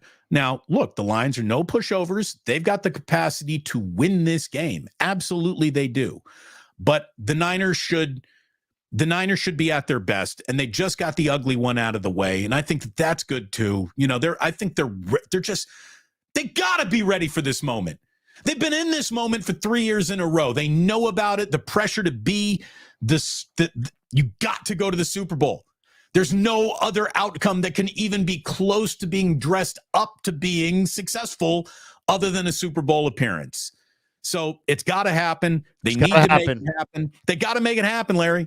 As the old coach used to say to me, Larry, you're fucking lazy. And then he would say, but it's the way you play the day you play.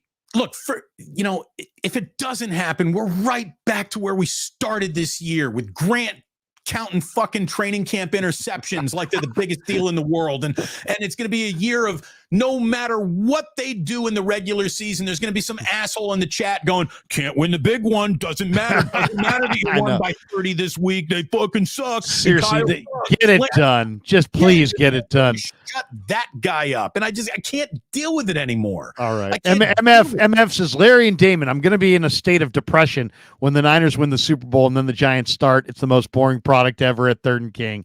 You are right. And then he follows it up with Larry and Damon are my favorite Giants-Niners takes of all time. MF is the man. He is the man. Look, it's got to happen for just sanity to come back into the conversation. Our sanity, the sanity of this franchise, the sanity of all involved who cover it and who talk about it. It's just the 49ers have been stuck on pretty freaking good for way too long. They got to take it that one step further. It's time to run through the tape, baby. This is it. All right. By the way, speaking of this is it, I found an awesome Trent Baalke. Here we go. This is live and current Trent Baalke dodging blame. By the way, Sunday, your Niner fans are going to see how great Aiden Hutchinson is, right? Aiden Hutchinson is a blue chipper, but he didn't go first. He went second in the draft because Trent Baalke took Trayvon Walker instead. Oh, might have gotten that one wrong. And here's Trent today trying to deflect the blame, let's just say. The entire defensive staff of the Jaguars, I know you guys don't follow the Jaguars that closely, the entire defensive staff of the Jaguars shit-canned. But Trent keeps his job. The man who took Trayvon Walker over Aiden Hutchinson has this to say. Late rounds. To where you want. I mean, I know you always want more, but have you drafted enough when you look back at it, or there have been too many misses, especially in those middle and late rounds? We feel we've got some pretty good football players. Sometimes you got to execute the vision that you had for these players.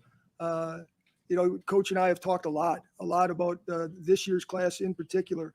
The onboarding process of them, getting them up to speed, trusting them. We're in a state of development. You're in a developmental league now. You don't have time to say that we could shelve them for a year, or we could shelve them for 2 years. You got to get them up to speed quick.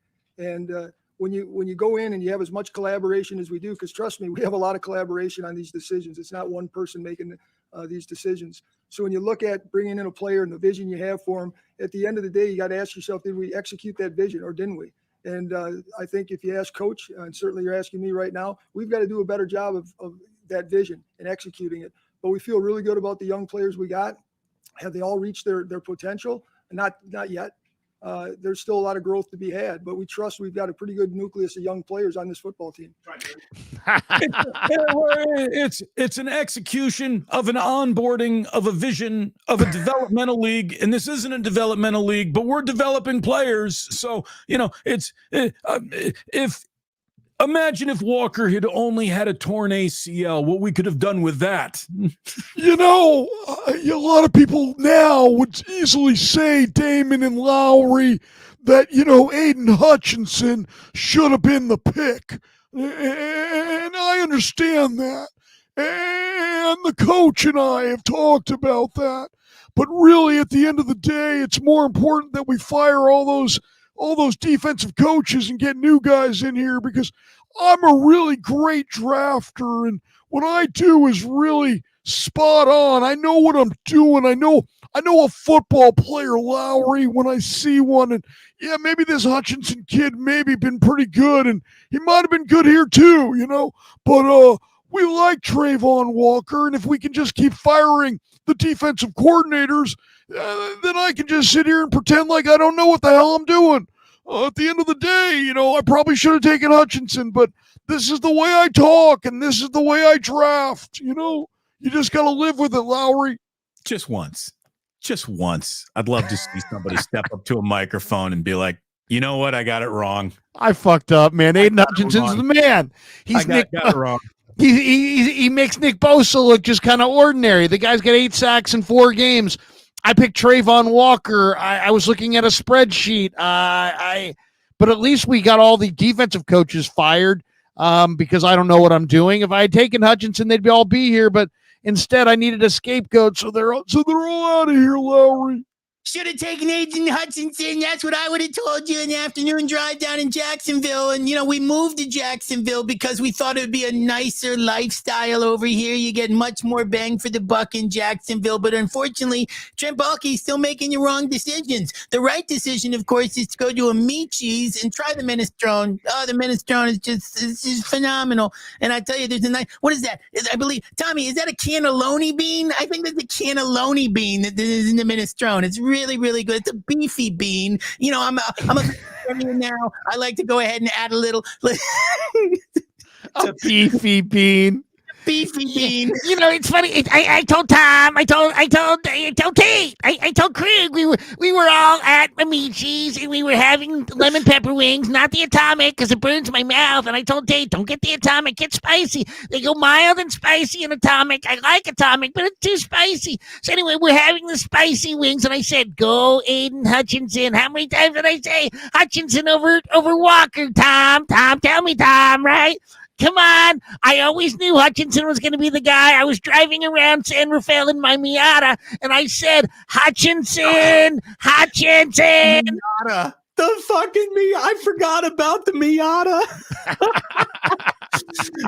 Ralph. Rest in peace, my friend. Rest in peace. Fantastic. The great Ralph. Larry, it's been a hell of a year, and we can officially now welcome everyone to football season because we all agreed that football season for the 49ers doesn't begin until they're in the NFC Championship game. So welcome to football season, everyone. As a matter of fact, let's take it a step further. You've officially achieved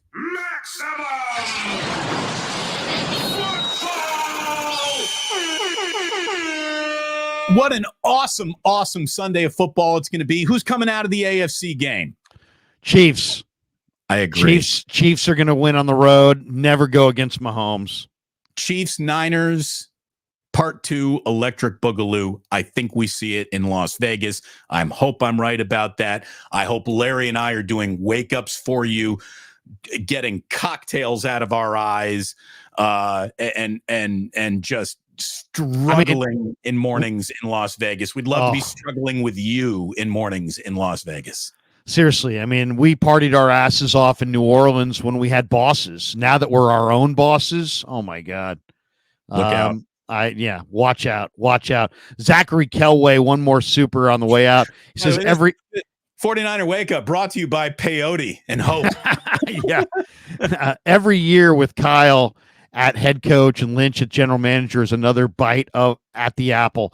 Don't let fans who don't understand coaching and management into your headspace, Damon. So there you go, Zachary. Very good advice. Thank you very much, Zachary. Appreciate it. What do you got cooking the rest of the day today, Damon? I know it's a big Friday, championship weekend Friday. What do you got going?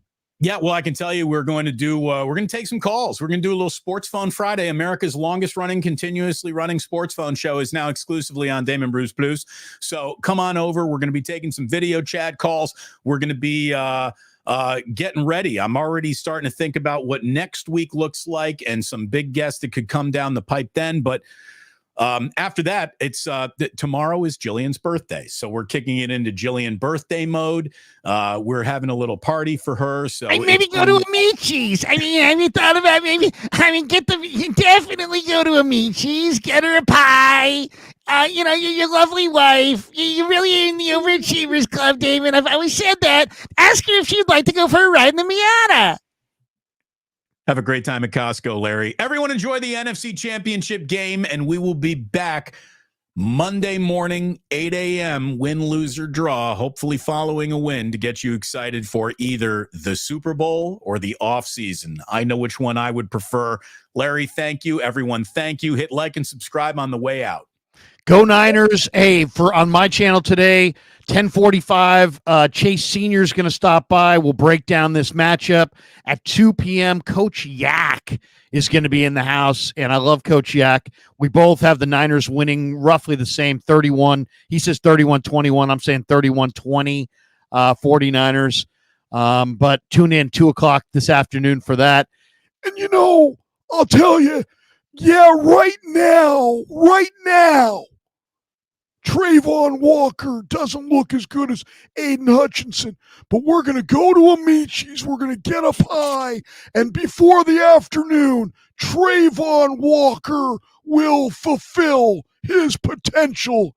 Damn it.